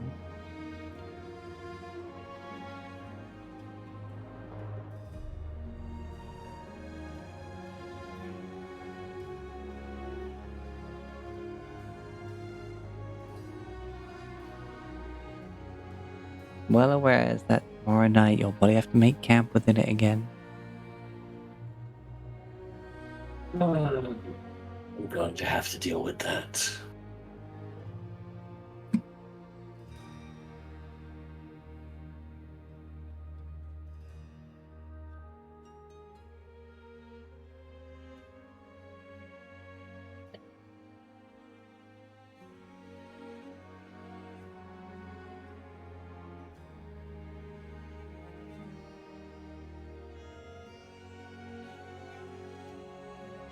Okay.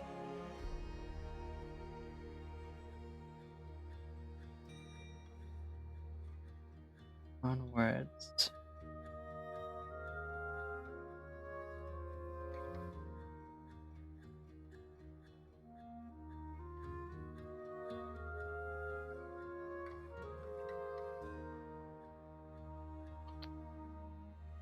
Oh.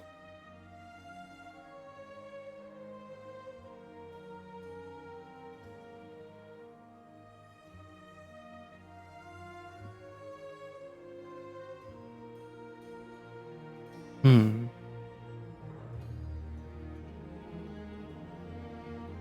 Find some fitting music for this.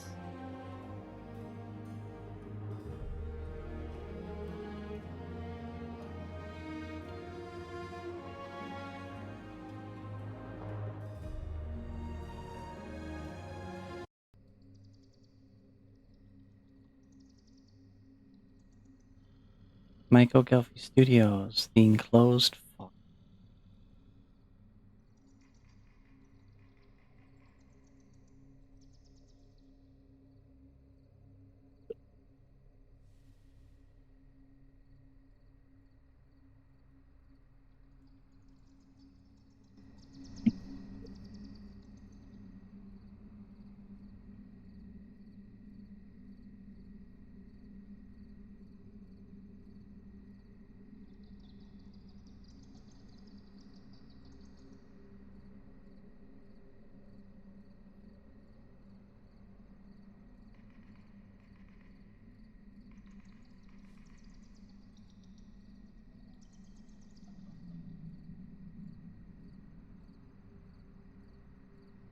We're all walking through these woods.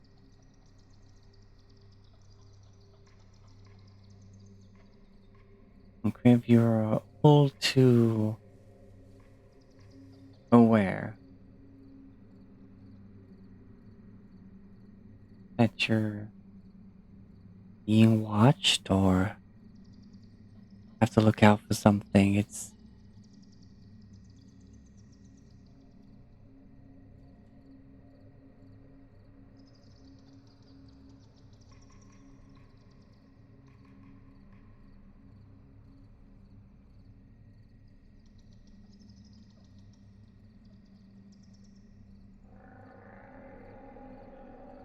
Yeah. Um, just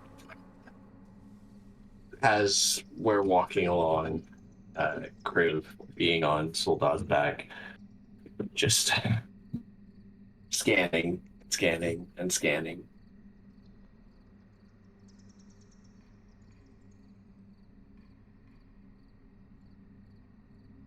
He's definitely noticeably more tense.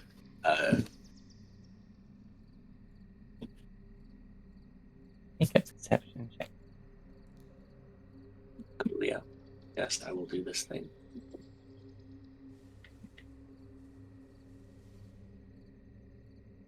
Come on, Paladin, you're a Wow. watcher.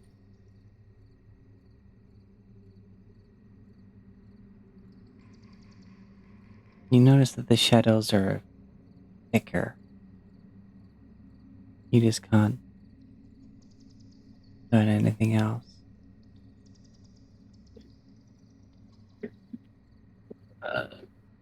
Rivet and Sierra and Thoughtbreak, if you were here, would definitely notice that Kriv is noticeably agitated, just like trying to look every which way, his shield on his arm, his free hand, holding the reins of Soldat, but like every once in a while it drifts to his hip towards Spellcarver.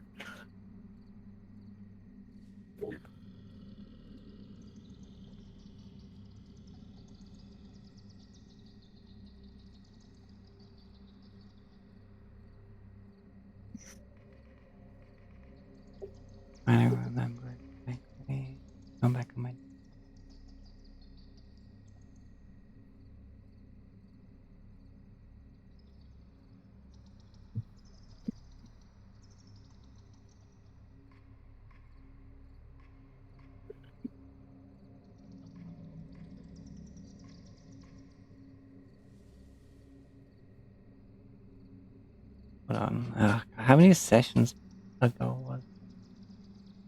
Let's see, it's not there now. Lots.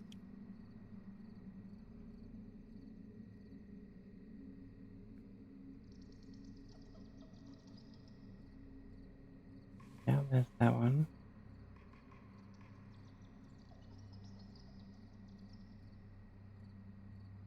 Oh, damn it. Okay.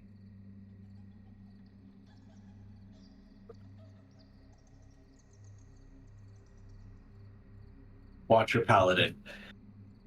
Low perception. Really should have invested in proficiency there.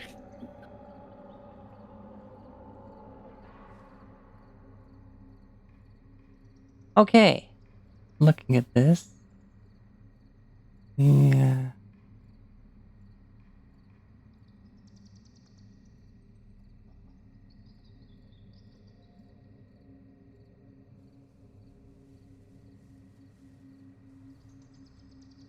This is the third time you've traveled through these woods, from what I remember. Yep. Down, up, now down again.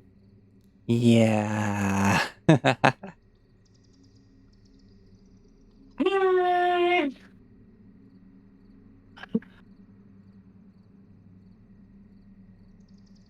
That's right, you guys don't know what happened that one much.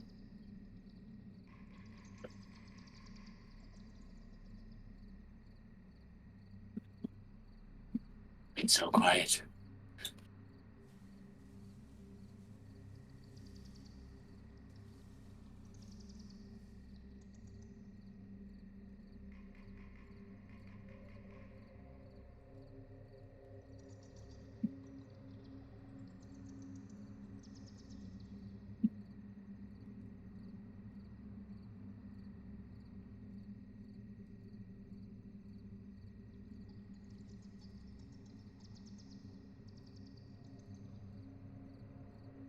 Okay. So you settle down and try to find the best patch of land you can for making camp. You I'm going to take first watch tonight. you also find it difficult to get the fire started.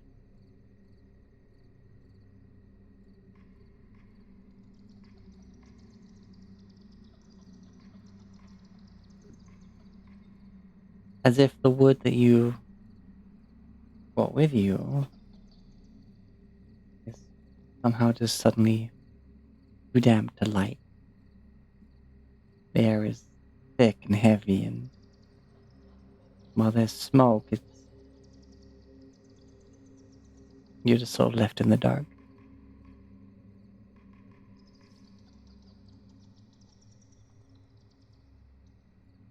I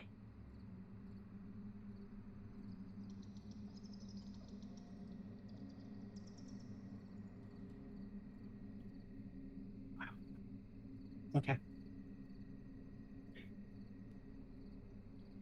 I look at the smoke, the darkness that is evaporating the fire and making it not light.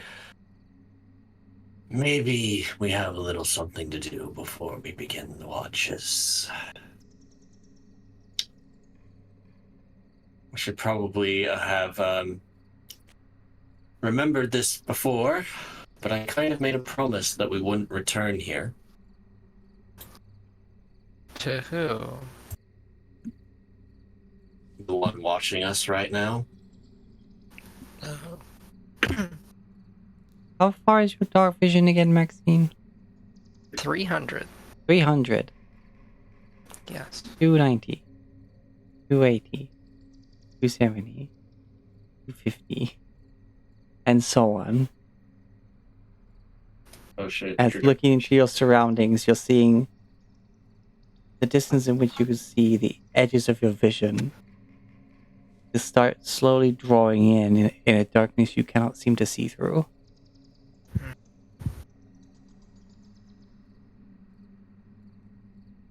Okay. And of course, when it gets within the range of I have a anybody question. else's dark vision, the same happens. So yeah. Yes. Rivet. Why didn't you say anything sooner? Because I forgot. Yes, but I forgot, alright? Things kind of happened, and I completely forgot. Though as a paladin, I should never forget the promises I make, and this is on me. And I hope, he sort of like is projecting this part out. I hope that my broken promise will not be reflected poorly on my companions. It was my promise, not theirs.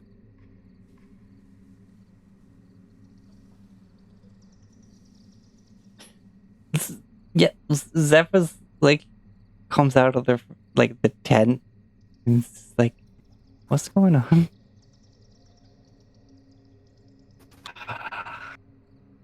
Well, I've kind of broken a promise to a dragon. It's a dragon? It's a dragon that you're talking Shadow about. dragon. And it's just Okay, that well, you didn't. It's a dragon? You're talking about the dragon. I am a dragon. Yes. As like, even those with 60 feet dark vision have had their vision reduced to just 30 feet, and from this whirling liquid smoke with just pure shadow, a dragon's head just kind of forms into a solid and peers down at the party. Rivet pulls the stump closer to the group, stands on it, and smacks Kriv upside the head.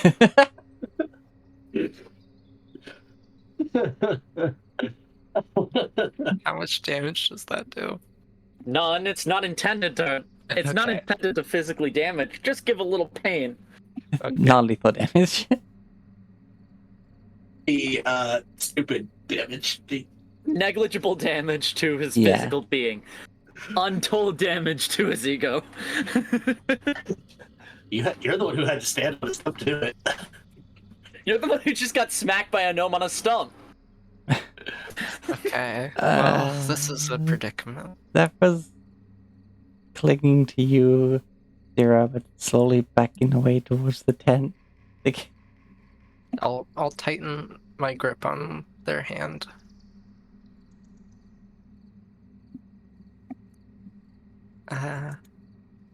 And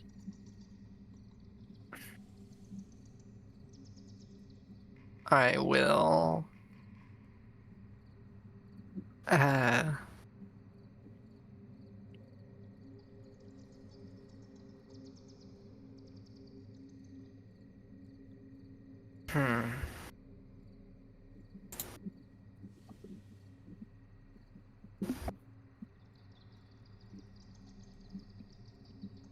I will cast Detect Evil and Good.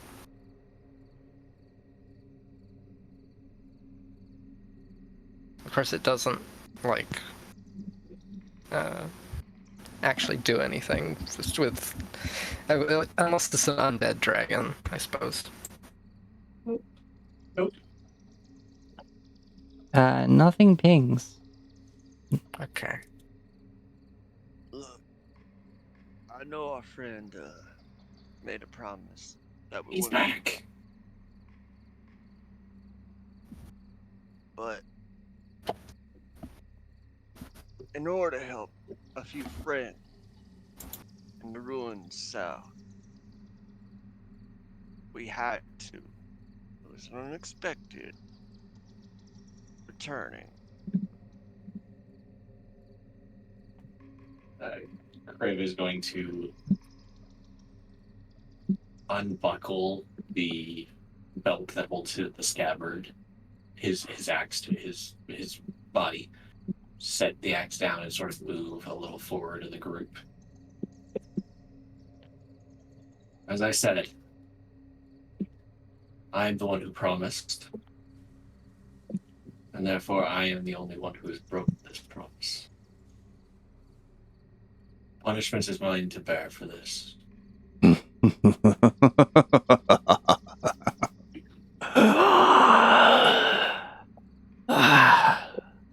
You're amusing. Where did you live the first time? And I don't think that's about to happen again. If I...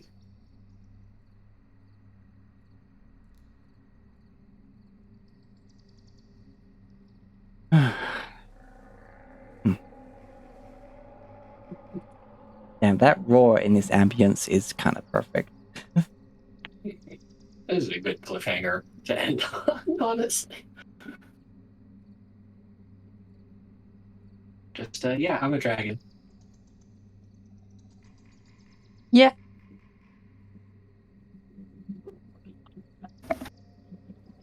However, looming over you,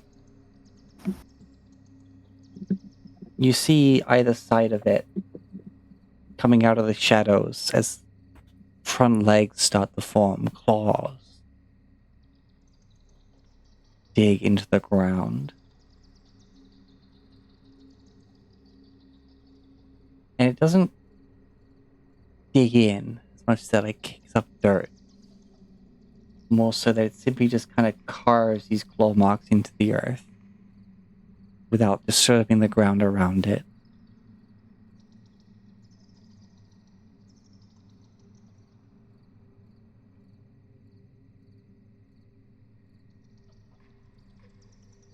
These woods are mine.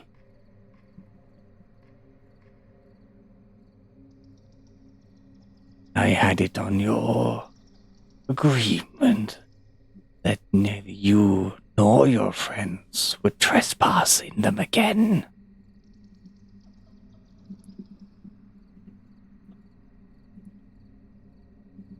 Your free hand is flexing. Now, what would it say about me if I simply overlooked this transgression? I would not ask you to overlook it.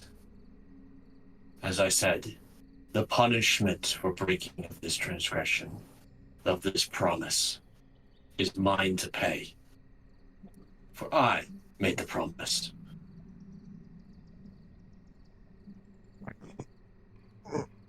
The only thing I ask, the only mercy I would beg of you, is that they are spared that payment. But they didn't even know it happened. Okay. Yeah. Maybe this is gonna end up with you dead, Chris. Not about to let that happen. Okay. You Yeah. got kids waiting for you. A kid. Yeah, and your wife. And me. I'm not going to let you die right here, Kriv. And I am going to polymorph Kriv into a Tyrannosaurus Rex. Yeah, fine.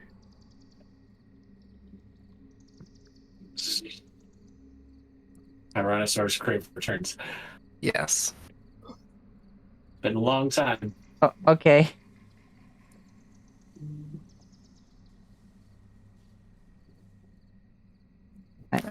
Wait, that's not the display in chat. Display in VTT. There we go. Yeah, I just wasn't starting anything with this. I was going to do a clip. Yeah. Because it is. This is just, yeah. We've done all the talking. I'm making an action to initiate the fight. Because there's no way we're going to let Kriv die. Yeah. Imagine a druid of the moon paladin multi-class where you smite Oh yes. in your animal form. Yes. That is beautiful. And you can smite with higher level slots than 5, right? Yeah, but 5 is where they kind of cap out on damage. Oh right. So it's not really worth doing any more than that. Could do like a... No, that wouldn't work because sorcery points. Yeah. I did make a barbarian druid where you can go into animal form and then rage. Yeah. Shadow Dragon. Yeah. Hey guys, remember the last time we came through these woods and I fell asleep? Yeah. You rolled a dragon. I did roll a dragon, and I didn't mention it because I'm like, we're never coming back here. And then I above game, completely forgot that I made this promise to this dragon.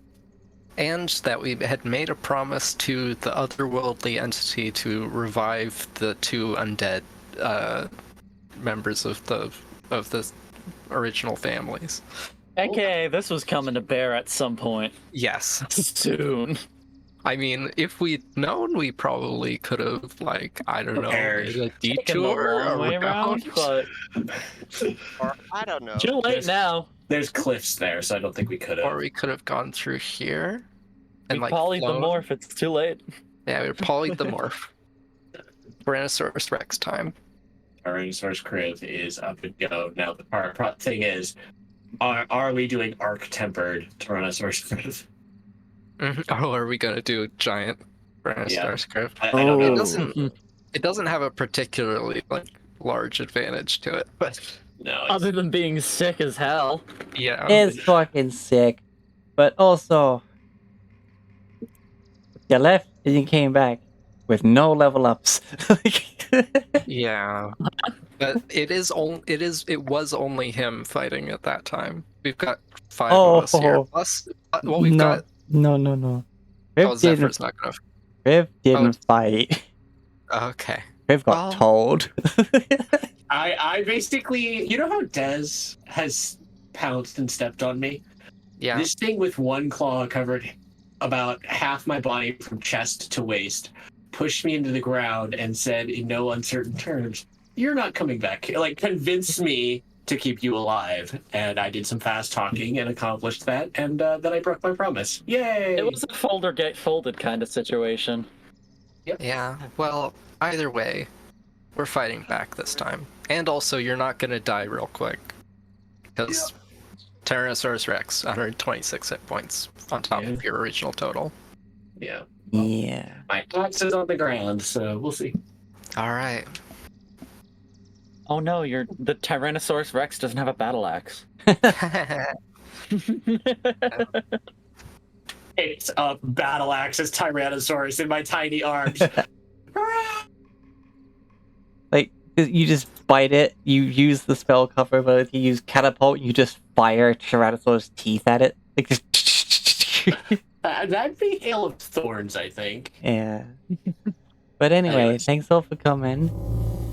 Woo! Yeah, I think that's where I'm going to stop. I had Yeah. a bit more, but that can be the start of next one. If I remember, I'll make notes. That happened. Alright, Yeah. it's time to go raid Liv. Liv is playing some games, and we like Liv, and we're gonna go say hi. It's gonna be a good time, and everyone have a nice time, and I'll see you later. Please be good to yourself, excellent to each other, and critical your enemies. Bye. Bye. Bye. Pray for our safety.